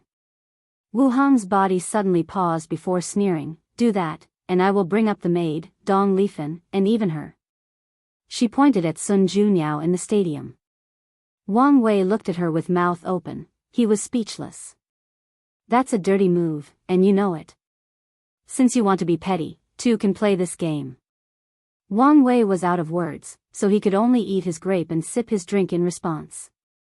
He had lost this battle of words. "By the way, what does she truly look like?" Wang Wei asked, finding Sun Junyo's situation quite fascinating. "You don't want to know?" "Now, I'm even more curious," Wang Wei said as he focused his eyes. He tried to look through whatever power was around her face and body. However, it was to no avail, so Wang Wei had to summon a projection of the River of Fate to boost his efforts. Sadly, even that did not work. Feeling challenged, Wang Wei chose to use more extreme measures. He temporarily lifted the seals in his soul, accessing the full power of his paragon soul. He observed Sun Junyao alone with his soul, and the result was the same. She looked like a more perfect version of Wu Hong. Wang Wei then immediately activated the perfect aura from his body and used it in tandem with his paragon soul. Her face blurred temporarily as if he was about to break through that veil, but he failed at the last minute. Wang Wei sighed in resignation and looked at Wu Hong. "A little help, please." "Are you sure you want to see?" she asked a second time. "I am." "All right." She tapped on the side of his forehead, and Wang Wei's eyes suddenly felt a cold power running through it. He immediately focused on Sun Junyao, and his eyes squinted. She has no face? That's right. Wang Wei calmly observed her. It was truly bizarre. In his current sight, her head was empty with no skull, muscles, tissues, or any skins, just nothing there. He checked her soul, and it was there, but it also had facial expressions, just a vague outline of her face. What's going on? Wang Wei asked. It's her curse, Wu Hong explained. An innate curse? It was rare for cultivators to be born with a curse, but it does happen. For example, the Sword Empress was born with her talent sealed, which can be considered an innate curse. Even worse, it's a Grand Tao curse, Wu Hong explained. Nothingness and perfection are the most common path of transcendence, especially the latter. For eons, countless people believed it was the only way to go beyond the Paragon realm, and they were correct. Becoming perfect means becoming closer to resembling Grand Tao. Do you think it would allow someone who embodies the concept of perfection to exist without adverse effects? So, Grand Tao created a flaw for Sun Junyao by taking away her face, ensuring she was not truly perfect and that no one could study her to achieve true perfection, Wang Wei sighed. That's right. Wang Wei became quiet. What? Now that you know the truth, are you less attracted to her? Wu Hong asked with a smirk. Is that your goal? Are you trying to eliminate the competition? Wang Wei retorted, and she rolled her eyes. She would not have shown it to him if that were the case. Wang Wei chuckled. I think it's worth it. She loses her face, but in exchange, she has the best foundation to walk the transcendent path. As long as Sun Junyao becomes a peak paragon and has some achievements in studying immortal perfection, she can make up for her flaw and use that foundation to enter the half-step transcendence realm. You're only saying that because you're looking at things purely logically, Wu Hong added. People have been telling the poor girl she was the most beautiful woman in the world for as long as she can remember. Yet, whenever she tries to look at herself, she sees nothing. I've read about people like her during my travels in primordial chaos, and from my experience, all those people die tragically by taking their own lives. The fact that Sun Junyao can live until she becomes a paragon is a testament to her willpower and Tao heart. You make a good point, Wang Wei nodded. Now that she reminded him of this perspective, his respect for Sun Junyao increased immensely. I now kind of understand what kind of vulnerable mindset she was in when she chose that Tao, Wang Wei stated. However, I think it's a waste. Chaos Tao is literally perfect for her. Chaos Tao? Wu Hong muttered, and she immediately understood. The primary 3800 Tao represents the original and perfect state of the universe, so they match her situation. And it seems even fate is trying to guide her by granting someone with the first physique as her disciple. Then, Wu Hong frowned. You noticed too, huh? Yes, it's a contradiction, Wu Hong nodded. Grand Tao restricts her by limiting her perfection, but it also uses fate to influence her to walk the path of perfection. What do you think is the reason? Wang Wei asked. Grand Tao's contradictions are usually because it wants people to play by the established rules, Wu Hong replied calmly. So, it could mean it wants Sun Junyao to walk that path, but she must work for it and earn that strength. Or, the more likely scenario, someone intervened and messed up Grand Tao's layup. The adjudicator of fate, Wang Wei replied. You think it's him? I know he did something for Grand Tao to wish to replace him, Wang Wei analyzed. What if his crime was studying perfection? Maybe, Wu Hong uttered. You don't agree? No, she replied. One of the fundamental characteristics of half-step transcendence is that the application of the rules no longer restricts them. The stronger they are, the more that is so. Although the fate adjudicator is technically an employee of Grand Tao, I don't think the rules would restrict him so much that he could not study perfection. You may have a point, Wang Wei nodded. So, what do you think he did? I think his crime was lusting after his boss power, Wu Hong said. As I said, perfection means becoming closer to Grand Tao. I think he wanted to cultivate a perfect being that contains the essence of Grand Tao. Then, he would study it in an attempt to reach higher levels. You may be into something, Wang Wei said with bright eyes. He peeked at the essence of Grand Tao when he established his perfection foundation. If he had someone like Sun Junyao, who achieved half-step transcendence, to learn from, Wang Wei could not imagine what he could accomplish. If that is genuinely his crime, I must say I respect him a lot more, Wang Wei stated. His views of the 6 cardinal tribunals are that they chose to serve Grand Tao in exchange for keeping their strength after their long service ended. However, he would respect him much more if the Fate Cardinal became ambitious and tried another method. Now we're on this topic, I suddenly thought of someone else. Are you talking about Di Tian? Yes, Wang Wei nodded. I originally thought he was a pawn of the Samsara Cardinal, but with his obsession with perfection, he might have been the Fate Cardinal's pawn first. Di Tian studied creation first and was already obsessed with creating the perfect life form in his first life. So, there is a high chance the Fate Cardinal abandoned him after his second life when he started cultivating Samsara Tao.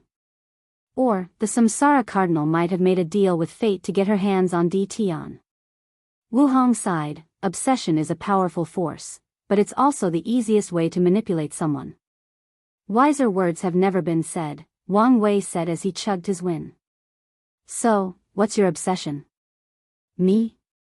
It used to be to prove to the world that I was worthy, Wu Hong said. But now, it's no longer an obsession and more like a goal or desire that has been transformed into something else. I guess you're lucky to have escaped such a shackle, Wang Wei replied with a wry smile. Di Tian, Lin Fan, and likely Sun Junyao are pawns that these higher beings used obsession to control. But wasn't it the same for him? The sad truth is that as long as he is obsessed with pursuing freedom and becoming free and unfettered, he will always be a pawn. Discouraged? Wu Hong asked. Of course not, Wang Wei sneered. Until the very end, it's not known who is the pawn or who is the chess player. That's more like it, she smiled. If you find any errors, ads pop up, ads redirect, broken links, non-standard content, etc., please let us know each report so we can fix it as soon as possible.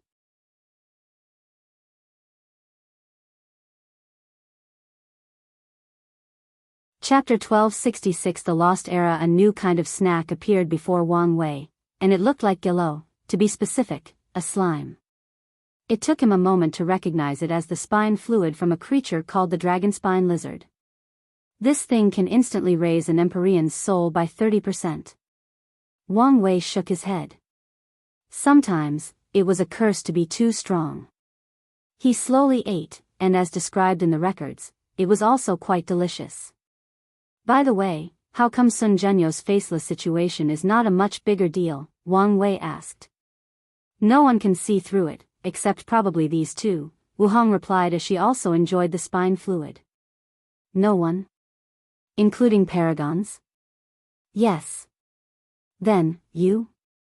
She showed it to me, Wu Hong explained. She wanted to see if I could seal her flaw and give her a face. Sadly, I couldn't do it then. Then? Wang Wei caught the crucial part of her words. After reading about the perfect foundation and learning more about perfection, I think I can make a flawed seal. Flawed? Is it because the essence of perfection is transcendent level? Correct, Wu Hong nodded. So, my seal might give her an ordinary face. However, I'm unsure if I want to do that now. Oh, why? I kind of agree with you, Wu Hong explained. Of all living beings, she has probably the highest chance of taking a step in the transcendent path. If I act now, I might ruin her potential. Do you want to allow her to choose? Yes, but only after she sees you. What do I have to do with this? You'll see. Don't start acting like those old cultivators who like to act all secretive, only revealing half the truth and talking in riddles. Wu Hong rolled her eyes. Some things are simply not my business. Come on, give me something. She has a mental barrier to overcome, and meeting you is the key. That's all I'm willing to say. Wang Wei looked at her. What's with that look? Why does your relationship with her sound like a master and disciple? It's not like that, Wu Hong shook her head. As you know, I received much help from the female paragons during my growth, and to express my gratitude, I've been doing the same for any potential female cultivator. Girl power, Wang Wei waved his fist. Wu Hong once again rolled his eyes. What's the word? Oh, yeah, cringe. Ouch. Wang Wei felt like a critical blow hit him. Is there anything worse than being called cringe by the woman of your dreams? This kind of mental devastation will instantly kill any lesser man. That was harsh, Wang Wei muttered. What were those two's reactions to her? If I had to guess, Mithraea definitely studied her, but Supreme Unity might not dare, or he's cautious about it, Wu Hong replied. That makes sense, Wang Wei nodded. His way of taking that step involved taking over Heavenly Dao, which is Grand Dao's property. I'm surprised that the technique was not labeled as taboo. If he starts to involve himself in perfection, Grand Dao might interfere directly and eliminate him. His technique is a small taboo, Wu Hong admitted. It is? The aftermath of the Second Origin War was called the Ultimate Taboo because Qiyuan summoned all transcendent methods that have existed through time and space before condensing it into a trial. However, many of these methods were considered banned or minor taboos by Grand Dao standards. That makes sense, Wang Wei nodded. He once deduced that Grand Dao wanted people to achieve higher levels, but they had to stay within its created rules. My ancestors' plan sounds brilliant on the surface, but I can foresee how many things could go wrong in that trial. Oh, you have no idea, Wu Hong sighed. In that place, time overlapped. The past, present, and future exist simultaneously. Grand Dao interfered greatly. It was probably the most active it had ever been since ancient times. Finally, I'm pretty sure some terrifying existence showed up. Wu Hong could not tell for sure as everyone had lost a significant part of their memories. Wang Wei's eyes shone brightly. He could imagine how wonderful such a grand event was. Wait, I once deduced that my ancestor, Battle Maniac, was affected by some time shenanigan.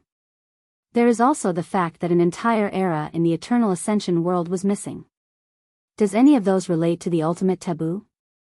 A look of disgust appeared on Wu Hong's face.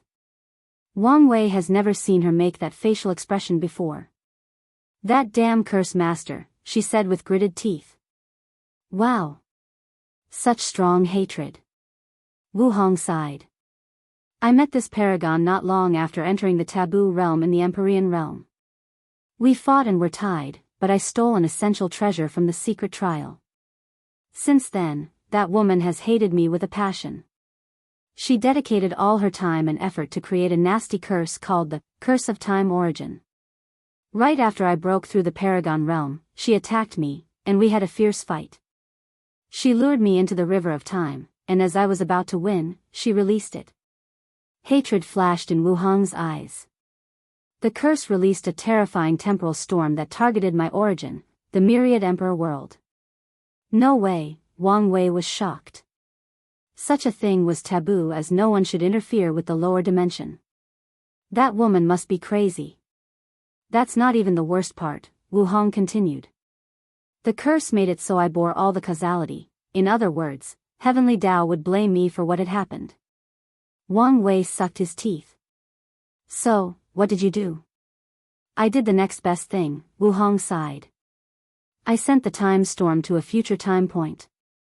After all, if the past me dies, it'll also die. Ruthless, Wang Wei commented. However, he would have done the same. What happened afterward? I killed her as quickly as possible before preventing the storm from continuing too much damage, Wu Hong sighed. I tried to revert things, but it was too late. That era was gone entirely. The best I could do was ensure no contradiction between my era and the next. Wang Wei nodded as he understood. Some people in the Myriad Emperor world have lived since before the Devil era. As such, they should have detected some anomaly about an entire era missing. However, there was nothing. Everything looked regular and perfectly continuous. Wang Wei sighed. He knew paragons were on another level, but events like this put it into perspective. So, how did you face Heavenly Dao's wrath? With merit and oath, Wu Hong replied. I had to borrow plenty of merit to offset my crime by a certain margin and to get Heavenly Dao to listen to me before judging me. Then, I swore to create the best defense system for the Eternal Ascension world. I only fulfilled that oath after I became a primal paragon. When she thought about how much time she had spent being indebted to heaven and earth, with her luck almost ruined, Wu Hong gritted her teeth in anger and hatred. Why did that woman hate you so much? It doesn't make sense to do all of this just because of losing to someone of a lower realm, Wang Wei said. The Curse Master would never have survived this ordeal intact, as Heavenly Dao would also judge her. In fact, your ordeal reminded me of my Supreme Outlaw trial, Wang Wei continued. It sounds like someone was manipulating events to either kill you or make you indebted. I'm 80% convinced Heavenly Dao did it on purpose, Wu Hong sneered. Oh. Why? Have you never wondered why our world did not suffer much given the grand scale of the Second Origin War? Wu Hong. Now that you mention it, Wang Wei frowned. With so many chaos worlds and factions involved, I'm sure the center of the war would have been our world. So, we survive because of your defense system? That's right, Wu Hong sneered. That thing probably predicted that event and schemed against me to create that system. Without becoming transcendent, all sentient beings are dogs and ants before Heavenly Dao. Even paragons are a slightly bigger nuisance, Wang Wei sighed. So, have you prepared your revenge? Yes, not just against it, but its boss, Wu Hong sneered. Although all these years spent creating that system was an excellent training experience, she hated how much she was used. That's my girl, Wang Wei chuckled. Who's your girl? She stared at him. Don't sweat the small stuff, Wang Wei replied casually. So, what was that era like? What happened to the emperors who ascended? Did any of them become paragon?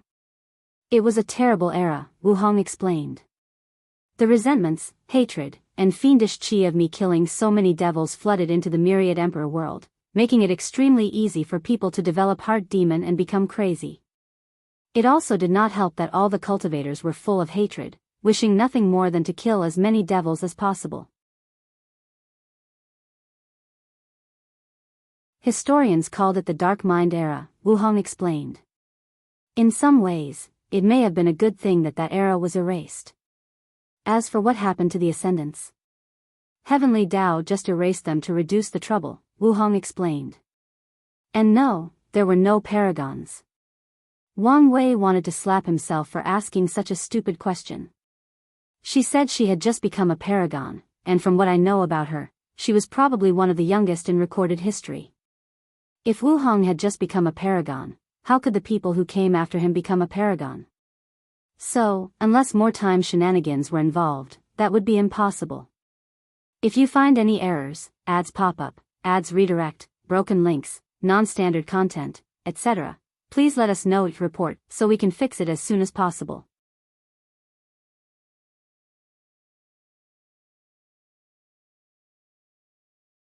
Chapter 1267, The Banquet, second part, unedited chapter. So, do you know what happened to Battle Maniac? Wang Wei continued. Wu Hong had answered only one part of his previous question.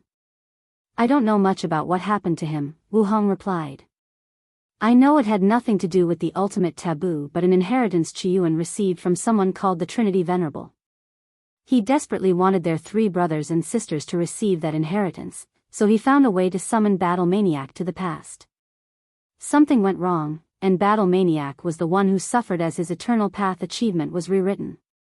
Wang Wei nodded. But how did he do it? Summon people to the past? He made a deal with the Time Cardinal for the first time, and the latter gave him a time exemption token, allowing him to mess with time to a certain degree with no consequences. Wang Wei was surprised. He went so far? What kind of inheritance did that Trinity Venerable leave? Wu Hong shrugged. Even though she was close with Yan Hai, she never mentioned that inheritance. You mention a second time, it should be when he summoned the Rainbow Emperor and the others. That's right, Wu Hong nodded. She then paused and looked at him strangely. What? Wang Wei was puzzled. For the second time, he used what he learned from the token to create a formation that used his origin Dao. From what I know, he wanted to summon the original 12 emperors of the Dao opening sect from across time and space. However, the formation failed when it was time to summon the 10th one. But I'm the 10th emperor, Wang Wei said. That's right, Wu Hong nodded. But I haven't sensed any summons. I don't know what to tell you, Wu Hong continued. No matter what Qi Yuan did, he could not get past you, so he had to give up. However, they knew there would be something special about you since that day. Everything is connected somehow, Wang Wei sighed. Why do you think the summon failed? It's possible that your destiny was too strong, and you resisted the summon, Wu Hong replied. However, I'm more inclined to believe that Grand Dao knew your presence would affect the world too much if you travel through time and stop the process. That is indeed wise of it, Wang Wei sneered. He knew he would worsen the situation if he could participate in the Second Origin War. Wait, I was planning on asking the ancestor if he could use any means to send me to the past. Does that mean this path is not feasible? Probably not, Wu Hong replied. Dao overlords like yourself are natural troublemakers, so Grand Dao will place more limits on you. Wang Wei wanted to curse. But why do you want to travel to the past? I realized that I'm lacking in age and experience when dealing with old monsters like yourself. So, I figured I would go to the past and use that time to develop. Who are you calling old? Wu Hong rolled her eyes. However, I do understand since I face a similar situation. She had unparalleled talent and was confident in defeating anyone. However, problems arise when she meets people with the same talent as her or very close to her who have lived for a very long time. So, how did you deal with that problem? At first, I sealed and removed those old people's experiences to learn from, Wu Hong explained. However, that did not help as much as I wished, so I searched Primordial Chaos for an answer and found the Universe Imprint Trial, which contains the imprint of all paragons that have ever existed in the Chaos universe. I spent countless Yuan epochs fighting them and learning from them. It was also beneficial that time passes much faster inside the trial than outside. Wang Wei's eyes shined. Can you get me in? No, but I know that place is Battle Maniac's favorite place, so he has multiple entrance tokens. Get it from him. Wang Wei smiled in relief. As long as his ancestors have a way, he should have no problem getting in. Although he hasn't completely given up the idea of traveling through time, this was a backup in case he failed. Wang Wei was about to say something when he sensed something. He raised his hand to take out a talisman from the void. A communication talisman from the sect? He knew they would not contact him unless something significant occurred. He sank his divine sense into the talisman and received the information. Sun Junyao, Summoning Ritual, Mortalhood Trial, this must be Xiao Tiandis' work. Does he want to catch up to me? Wang Wei shook his head. Have you heard of the Mortalhood Trial? Yes, Wu Hong nodded. I once found a token for it, but I was already a paragon, so it was useless. Wang Wei was not surprised by these words, but simultaneously, he wondered why this woman seems more lucky than him, someone who is favored by fate. Why are you suddenly asking about this? Wang Wei explained the information in the talisman. That's quite the clever plan, and it might work, Wu Hong praised. Do you still have the token? No, I exchanged it with someone else, Wu Hong replied. That's a shame. Wang Wei would not hesitate to take advantage of this situation and use this trial in advance. First floor, Sun Junyao praised the woman's wonderful poem about her beauty and nobility. The poem itself was wonderfully written, but she had heard so much praise of her beauty that it was hard for her to care. It also did not help that 99% of the poems, songs, and calligraphy displayed in this celebration were about beauty. As such, Sun Junyao showed more enthusiasm to the 1% who tried a different topic. I was hoping he would participate in this event.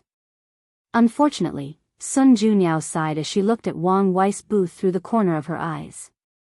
Many people on the second floor came down to show up in front of her or did it from the second floor, but that booth remained motionless. Since he has no plans of acting, let's move things along, Sun Junyao thought. Fellow Taoists, she uttered, instantly quieting down the lively atmosphere by demanding, the utmost attention. This is the end for this art appreciation section.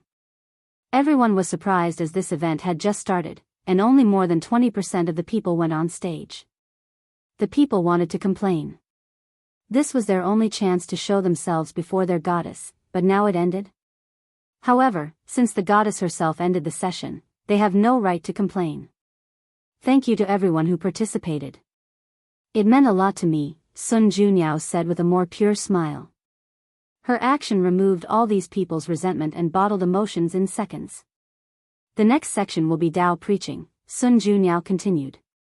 Everyone will have 1,000 years to preach, starting with Tier 10 cultivators. She waved her hand to summon a blue incense stick for everyone in the celebration. This is the heavenly beauty incense, she continued. When used in tandem with the formations in the palace, the effect is no weaker than a peak Tier 11 Bodhi tree. Now, we will start with Immortal Veneral's 6 swords. Since you don't want to participate, it'll make you, Sun Junyao thought. By understanding what kind of Tao this fated lover cultivates and how deep his understanding is, she can peep at what kind of person he is. Thank you, Lady Sun, for giving me this opportunity, said Immortal Venerable's 6 swords, who was a handsome middle-aged man with the sharp temperament of a swordsman.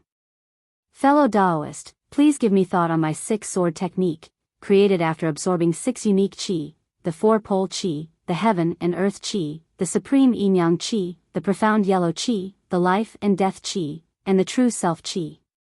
Let's start with the 4 poles. Second floor, Wang Wei finally paid full attention to this celebration. Although he did not care about these people who resemble peacocks trying to show their beautiful feathers to attract a mate, he cared about the Tao preaching, which can benefit him. This 6th sword is very lucky and talented, Wang Wei commented. It was one thing to find 6 unique qi and another to fuse them perfectly. Additionally, he seems to have created a fantastic sword technique.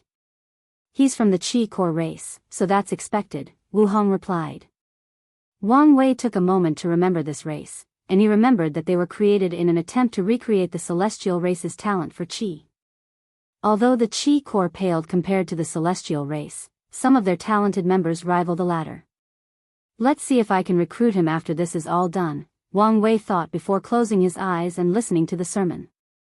If you find any errors, ads pop up, ads redirect, broken links, non-standard content, etc., please let us know each report so we can fix it as soon as possible.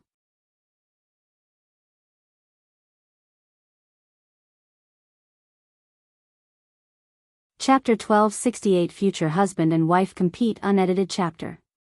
Wang Wei listened attentively to Immortal Venerable's 6-sword sermon, and once the 1,000 years ended, he opened his eyes, having been inspired to create a few decent sword attacks. He noticed his future wife had also woken up, and her eyes were similar to his. Can this low-level sermon have any effect on you? He asked. He figured that, with her cultivation level, such a sermon would be child play for her. Maybe she was inspired to create something, but after living for so long, he believed she had already explored all possibilities of her Tao. Don't you understand why my sealing Tao is so potent? Wu Hong asked. Knowledge, Wang Wei answered without hesitation. That's right. As such, I never stopped learning, no matter who the individual is, Wu Hong explained. Throughout my life, I've sent countless clones to infiltrate events like this so I can amass vast knowledge. Why could she seal almost everything? That's because she knew nearly everything, and to reach that level, she spent a lot of time gathering knowledge from everywhere and all kinds of people, no matter how weak they were. One of her primary motives in participating in the Second Origin War and being so active was to use the chaos and gather knowledge from everywhere throughout the chaos universe. Our Wang clan's daughter-in-law is a scholar. I'm sure the ancestor would see this as a blessing considering all of us are a group of rough men, Wang Wei chuckled. Wu Hong had to physically pause after hearing these words. Then, she gazed at him, getting a little too comfortable, aren't we?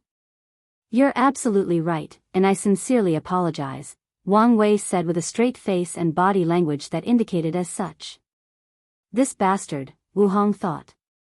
She resisted the urge to slap him into oblivion as she could tell he was the opposite of sincere. Then, she displayed a charming smile.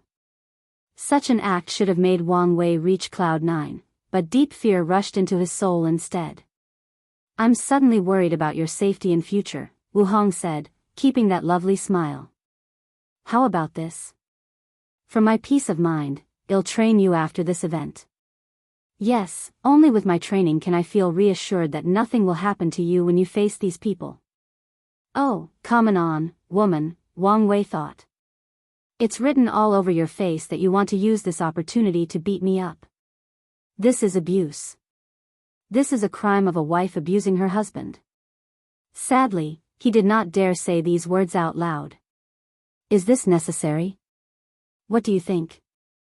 Wu Hong replied, her smile still as angelic as ever. Fine, Wang Wei accepted his fate. He knew she would beat him, but she'd also train him, and there was no better teacher than her. I know I should never have trusted in that bastard, fate, Wang Wei muttered under his breath. It lured me with the promise of a beautiful, talented, and strong wife, but without telling me the consequences.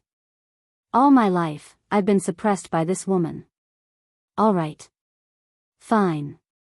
But one day, I'll surpass her and have my revenge. After uttering these words, Wang Wei felt his spirit condensing slightly as he formed a second semi-obsession. Meanwhile, Wu Hong, next to him, obviously heard his mumble with her cultivation. Keep dreaming, Wu Hong thought. However, she felt the pressure.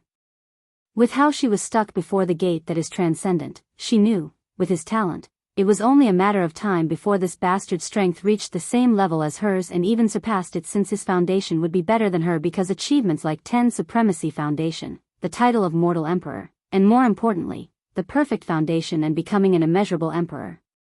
And that's not mentioning how he achieved the taboo realm in all 3 realms while she only did it in 2. All these things may seem insignificant now, but they will become essential factors in how strong someone is in the primal paragon, and Wu Hong theorized they are even more critical once someone enters half-step transcendence. No, I can't let this bastard surpass me, she thought. Wu Hong could foresee how embarrassing it would be once that happened, and she knew he meant every word about making her pay. Should I just enter the dark truth and practice the perfection foundation? He did it, and he's perfectly fine. She could not decide now but was leaning toward just doing it.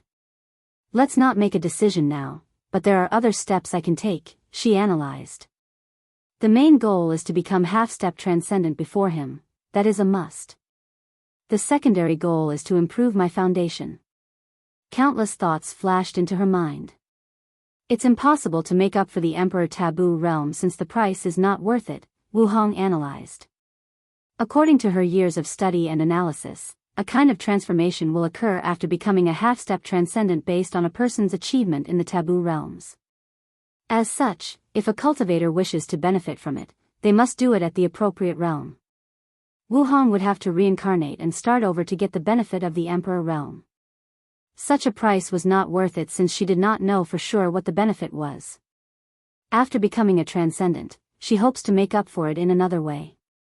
I can acquire the 10 Supremacy Foundation by experiencing foundation re-establishment, but in my realm, it is extremely dangerous, even for someone like me, Wu Hong thought. However, I can increase my chances of success and decrease the mortality rate by training someone who achieves that foundation, sealing it, and taking it for my use. This plan is feasible, with the only downside being that she must find someone talented enough for the job. However, such a small problem was nothing to her. She could use resources to change someone into such a talent or even use her grand mist will to create someone. Additionally, Wu Hong understood that talent was not the primary requirement for achieving the 10 Supremacy Foundation.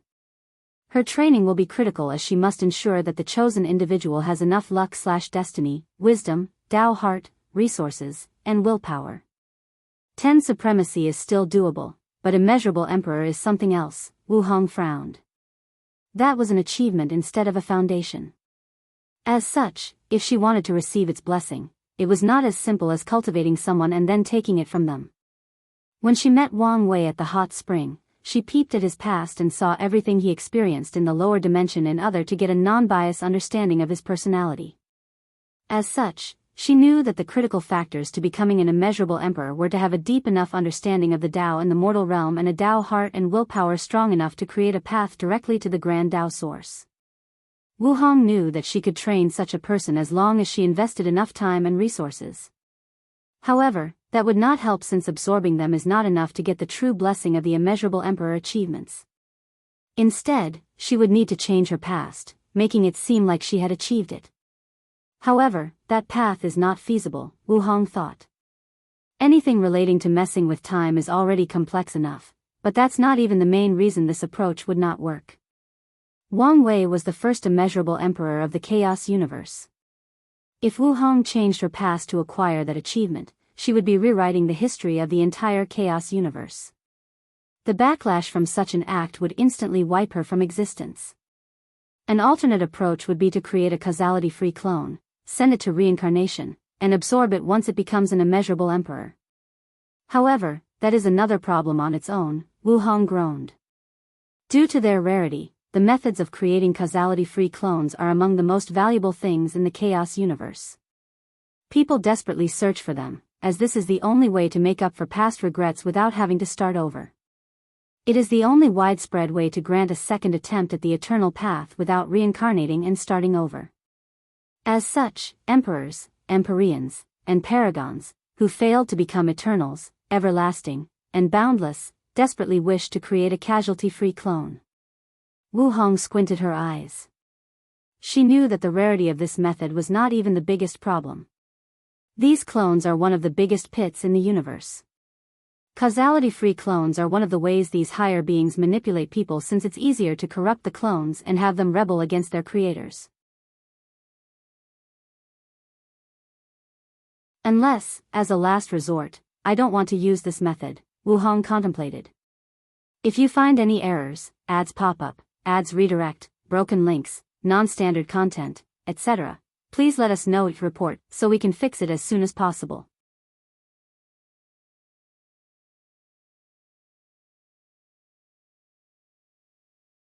Chapter 1269 The Other Foundations. While dividing her mind into two to continue listening to the sermon, Wu Hong continued to deduce a better way to achieve the status of immeasurable emperor. In less than a second, her mind calculated 1 trillion possibilities, deducing countless ways for her plan. However, she did not like the solutions she came up with until the last one. This method is feasible, but it takes too long. Her main issue was she did not have much time for that bastard to catch up to her, so it would be pointless to delay even more with a method that takes so long. Wu Hong frowned until an idea flashed. How about I ask him? She narrowed her eyes. It will reveal much about him depending on what he answers. So, she waited until the person after Immortal Venerable Six Swords finished their sermon to ask Wang Wei. She told him everything, including her deduction of the importance of the foundation at the half-step transcendent realm. Meanwhile, Wang Wei looked at her with his mouth agape. He took a deep breath to calm down. Let me see if I get this correctly. You were inspired to improve your foundation to prevent me from beating you, no, rightfully get my revenge. But now, you're asking me how to prevent fulfilling my lifelong dream? How you summarize the situation makes it much more dramatic than it actually is. But it is this dramatic, Wang Wei said. In my life, there is only one opponent I've never beaten, and it's you. And you expect me to help you continue beating me? He did not hide his frustration, pain, and suffering. You're such a drama king, Wu Hong rolled her eyes. So, what idea do you have? Wang Wei grunted as he caressed his temple. She definitely spied on me somehow. Should I bring it up? Forget it. There is no point in fighting for something like that. Well, you can't use the causality-free clone, that's obviously a big pit. Wu Hong did not mention the downside of this method in detail, but Wang Wei could see it. He could deduce how many suckers suffered under this method. A few of them probably thought they were clever and tried to use reincarnation to better hide their clone by giving them a recognized identity. However, that is another suicide move.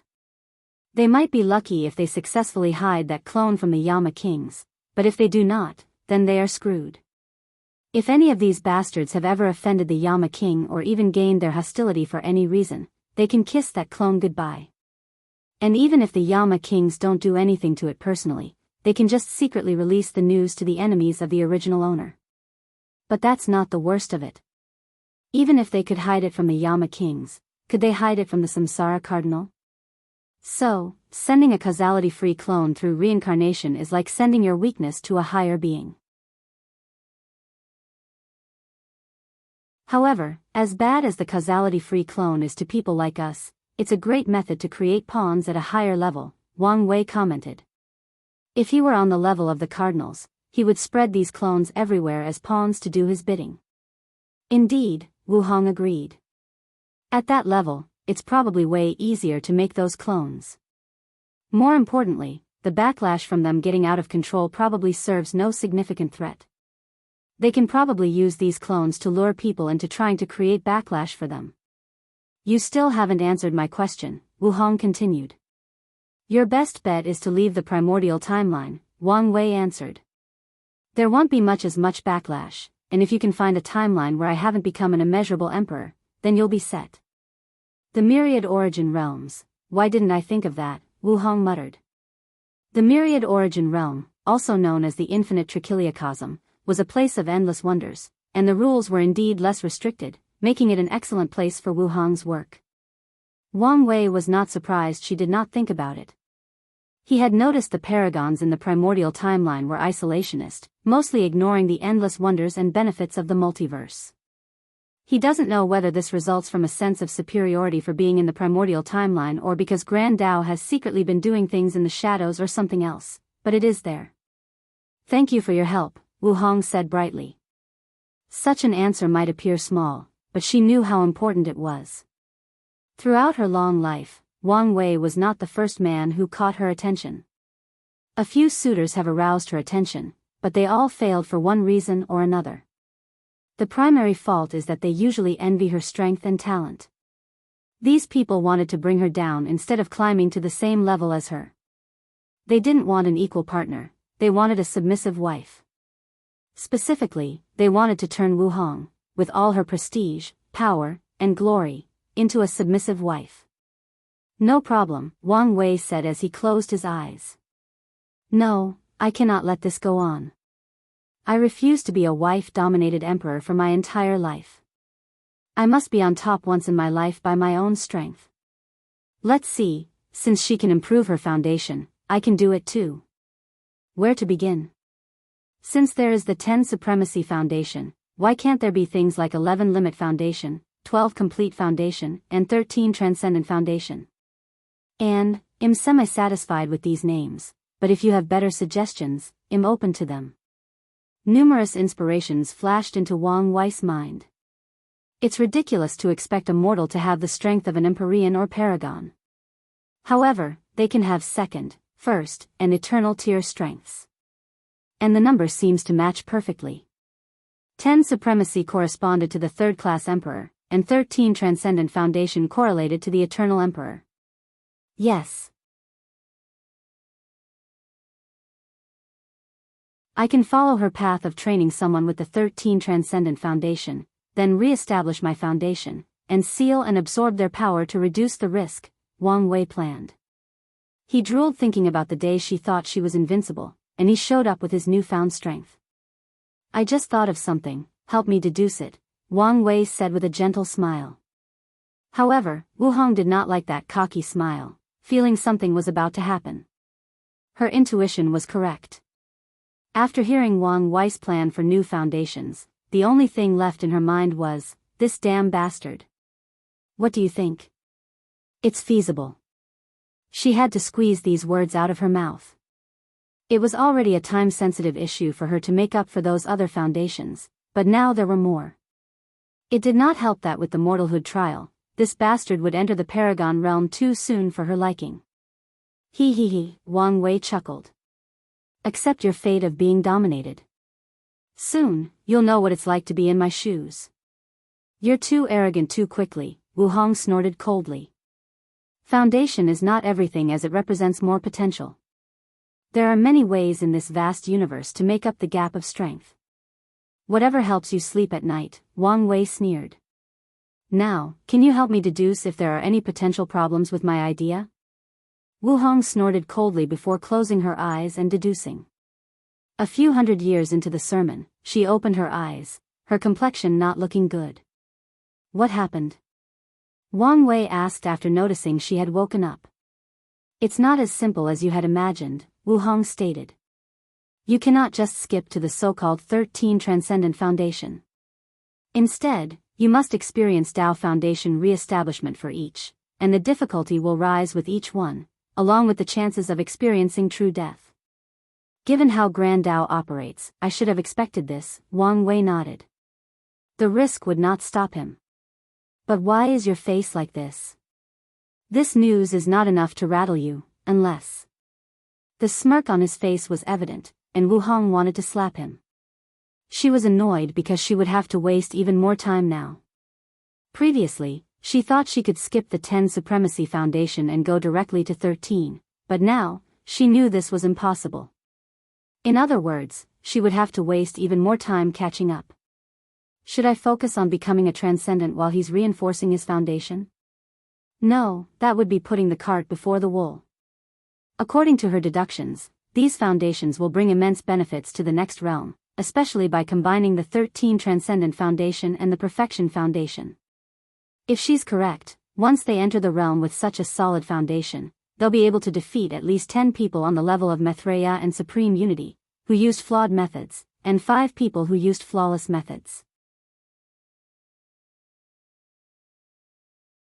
And that's not counting the benefit of the Battle Taboo realm. If you find any errors, ads pop up, ads redirect, broken links, non-standard content, etc., please let us know each report so we can fix it as soon as possible.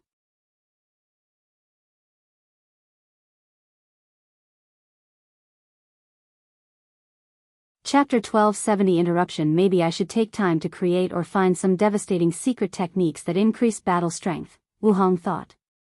Secret techniques are common in the cultivation world as they are usually ways for cultivators to drastically increase their strength by paying a price. They are typically used in desperate situations, and the most common methods are burning the blood, body, and soul to increase power. Secret techniques become more important at the pinnacle of the Paragon realm because they are the most widespread method of acquiring the title of Primal. Of course, people who become Primal through secret methods are at the bottom of the list. After all, you'll become weak after using this technique since you must pay a price, leaving yourself. Wu Hong smiled wryly, knowing this method would not work. If she became weak after defeating him with a secret technique, wouldn't that leave her open to being bullied? Could it be that she had to immediately run and hide every time she beat him? I must heal my injuries to the point of returning to the Paragon realm. Then, I'll enter the dark truth, and during the establishment of the perfect foundation, I can better heal myself when rewriting my existence. She had made up her mind. At this point, hesitating and delaying would only make the situation worse for her. Wu Hong suddenly felt a lot more relaxed after making that decision. It's been a while since I've been so motivated to improve. The feeling is not bad, Wu Hong nodded. More importantly, I cannot let this bastard ride over me. She smiled, feeling more confident than ever. Who was she? Empress Wu. She never feared or backed down from a challenge and was not about to do that now, even for her future husband. Wait a minute, Wu Hong thought. When did I start thinking of him so intimately? This bastard is so smooth. I fell for his scheme without even noticing. She looked back at their 2 meetings, and she had to admit, they got along so naturally as if they were 2 sides of the same coin. It's a good thing that we can get along so naturally. The path ahead is long, and it would be a nightmare if our personalities did not match. However, I still need to look at things more rationally, Wu Hong thought. She took a moment to look at Wang Wei from a rational and objective point of view. We are compatible in our personalities, ambitions, and drives. He has the strength and talent to keep walking forward with me and be a support on this long journey of the Tao. He is not selfish and intimidated by my accomplishments and challenges me to be better than I believe I could be. Besides a few other minor things I need to check later on, there are only 2 main issues, trust and goals. So far, he's shown me that he's reliable and trustworthy, but enough to put my life in his hands? Wu Hong thought about this deeply. The fact that she's willing to enter the dark truth indicates a high level of trust, but she views it more as a calculated risk. She saw the benefits, spent many years deducing and calculating, and after meeting Wang Wei, she made the final push to it. In the lower dimension, Wang Wei entered the dark truth mostly based on the trust of that clone. But if our situation were reversed, could I so unquestioningly trust him? Wu Hong asked, and she did not have to think long to know she would not. So, it's apparent that her trust in him is not that level, and she reckoned he does not trust her as much as he does that clone. That's fine. We can slowly get to know each other and increase our trust, Wu Hong thought. Trust can be cultivated over time, so there is no need to make a big deal out of this issue for now. Of course, it will be something else if they cannot cultivate their trust to a certain level after years of trying. At that point, she hopes they can part amicably. Finally, it's the issue of goals, Wu Hong continued.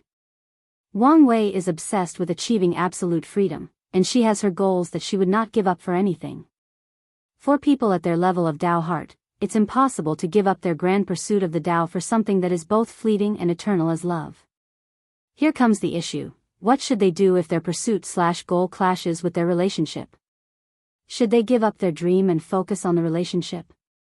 Should one person sacrifice for the other? Or should they go their separate ways? Even worse, what if they have no choice but to become enemies? As previously stated, with Wu Hong and Wang Wei's Tao heart, they can't give up their goals, let alone sacrifice them for each other. So, they must come up with an agreement on how that would proceed. He previously had this conversation with that clone, but we must have it again, Wu Hong thought. She always felt that the clone was a little too in love or too emotional, which is fair if she comes from the future and has known him for far longer. As such, that conversation was too easy by her standards. These types of conversations are the kind that make or break a relationship. They can establish the foundation for a partnership that lasts for eternity, so there must be a much higher level of rationality than the clone used. It's good that we have a clear plan to proceed to the next stage of our relationship, Wu Hong thought. She had certain expectations but kept them under control to avoid being too disappointed when they were not met. As she said to him before, she looked forward to him bringing more color to her slightly dull life, but she was also happy with continuing with how things were. Wu Hong closed her eyes to focus on the sermon. Time passed, and the two did not speak much, with a few words in between. All the Tier 10 swiftly finished their sermon, and it was soon the turn of Tier 11. 6 preached, but something occurred when Sun Junyao was about to choose the 7th.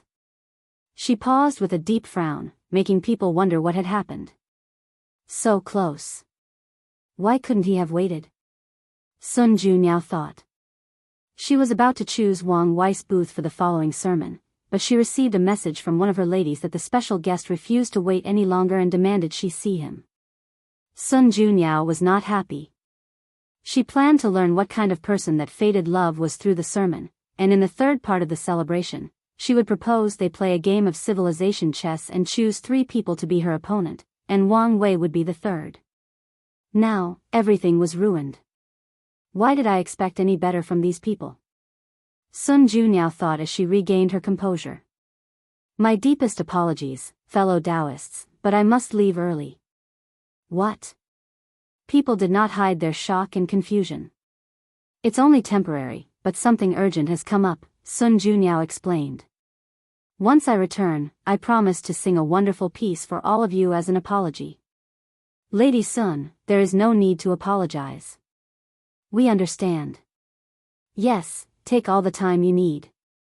It is your celebration, and we are guests, so we don't mind waiting. These degenerates were happy. The last time any public record of Lady Sun's voice was recorded was when someone accidentally recorded a small part and sold it at an unknown auction. An Empyrean literally sold his sect to get it, turning over all lands, treasures, and resources, and even the disciples and elders became slaves. The terrifying part is this price was low due to the fact it was too late when the news spread. I'm glad you can all be so understanding, but I will keep my word. Sun Junyao said. In the meantime, enjoy a dance from our palace's most talented lady.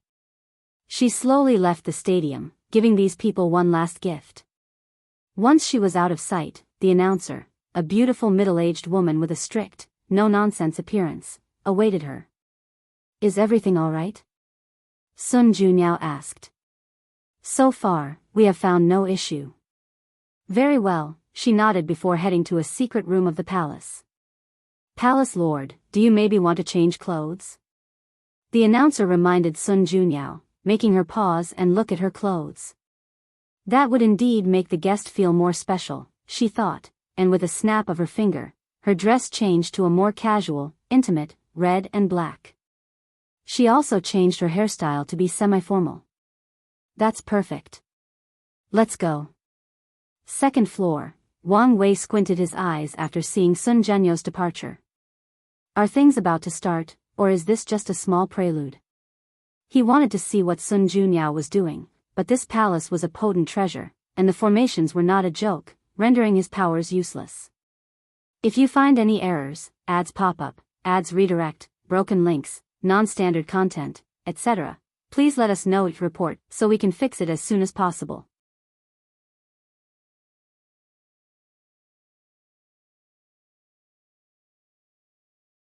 Chapter 1271 Lavish gifts. Blood Dragon, appropriately dressed in a blue and black robe, impatiently waited. He did not appreciate these ants having such a close and intimate relationship with his Sunner, but he allowed it long enough since he knew it would please her. However, he had allowed it to go long enough, and now was time for them to get to know each other. As for the so-called recompensation song, these people can only dream about it as long he's here. How could he allow these ants to share the joy of listening to his woman sing? Blood Dragon sneered. He suddenly sensed she was approaching, so he quickly condensed a mirror before him and checked his appearance. He found a small stain on his horn and swiftly wiped it. Then, Blood Dragon put on his brightest smile. Yaoer, it's good to see you. Blood Dragon's eyes shine after seeing her new dress. He controlled himself to hide his happiness. He only wished he could rub in these people's faces, showing them how much special attention she was giving him. Lord Blood Dragon, Sun Junyao bowed. I've told you many times before that you can call me Aou. In that case, Sir Aou, Sun Junyao said, her cheeks slightly red. She did it, she called me by my name, Aoshan thought, trying his hardest to control his excitement. I knew I made the wise decision to come here. That old man kept looking at him disappointedly despite not uttering a word, making him reconsider. Now, he knew he had made the right choice. Sun Junyao came and sat opposite the Blood Dragon, who was so happy that he felt like his spirit had flown higher than the 9 heavens. He looked at her in a daze. In his eyes, she had a human and a dragon form, and his focus was on the dragon. It was the most beautiful dragon he had ever seen in his life. It had the most magnificent black scale he had ever seen, and its scales were arranged so perfectly that they resembled a work of art from heaven and earth itself. Her eyes were purer than the whitest of snow, and her multicolored eyelashes gave her a coquettish spirit that drove him insane. Her horns were perfectly spaced apart, and their white color increased the dragon's nobility and beauty. Her 9 claws were slightly longer than regular female dragons, but they were perfect for the black dragon's slender body. Even her claws were the right amount of sharp, enough to be deadly, but also maintaining her elegance and nobility. She's so beautiful, so perfect, Blood Dragon. Sir Aou, you cannot just stare at a lady like this, Sun Junyao said with a blush. Sorry about that, Blood Dragon said in embarrassment. He was so enthralled that he forgot his plan of acting more like a sophisticated gentleman. The room was momentarily awkward, so the Blood Dragon swiftly said, your strength is close to the Paragon realm, right? Well, I brought you gifts. He could tell Sun Zhenyo's cultivation was 88% Grand Dao source. Lord Blood Dragon, I apologize for hiding it from you, Sun Junyao swiftly said. It's fine, Aou waved his hand. I understand that a lady like yourself needs to protect yourself. I'm not mad. I'll only be mad if you keep addressing me so informally. Sir Aou, thank you for your understanding, Sun Junyao sighed deeply. I spent so many nights worrying about what you'll think of me, worrying you'll think poorly of me. I would never, Blood Dragon swiftly reassured. She thought of me? She thought of me. He was screaming in his internal voice. You're so kind, Sun Junyao said with a pure smile. Blood Dragon instantly lost his mind. Luckily, he remembered he was about to show off with his gifts. So, he waved his hand to manifest a few closed wooden boxes. Aou opened the first, showing a paper with intricate symbols. This is a dragon protection talisman that I refined myself. Although it's a one-time use talisman, it can block a blow from someone with cultivation as high as 95% Grand Dao source. Surprise flashed in Sun Junyo's eyes, but she hesitated to take it. No need to hesitate, Aou said as he handed her the box. After a short hesitation, Sun Junyao forced one drop of her blood into the talisman to refine. Next time, use soul refinement. I don't like seeing you hurt, Aou swiftly said. The sight of seeing her bleed made his heart hurt. Thank you for caring about me, Sun Junyao said with a flushed face. Aou suddenly felt invigorated. He opened another box with a pill that released 9 colors. The 9-colored pill, Sun Junyao said in surprise. This pill belongs to the category of Tier 11 pills, which are valuable because only paragons can refine them. Exactly. With it, you can break the bottlenecks of nurturing a paragon's soul in quality and quantity, Aou nodded. There are many bottlenecks to reach the paragon realm, and the soul has too. Sir, this is too precious. Nothing is too precious for you, Blood Dragon said. And this is not the end. He opened another box. Mother Lightning Branch, Sun Junyao said in surprise, as this was a Tier 12 material and another rare kind. Correct. Using it should reduce the terrifying effect of the immemorial tribulation. Blood Dragon has never forgotten the fear he experienced during his Paragon tribulation. Despite spending years of preparation, he barely survived. This is the infinite samsara pill. It should temper your Tao heart to a sufficient level to deal with the time-washing heart tribulation. However, be careful, as you may get lost in the infinite samsara and never wake up. This is a rare white luck good fortune stone refined from the luck of countless Empyrean. Don't worry, and there is no backlash. This is a Tao pushing pill, Aou sighed after introducing this pill.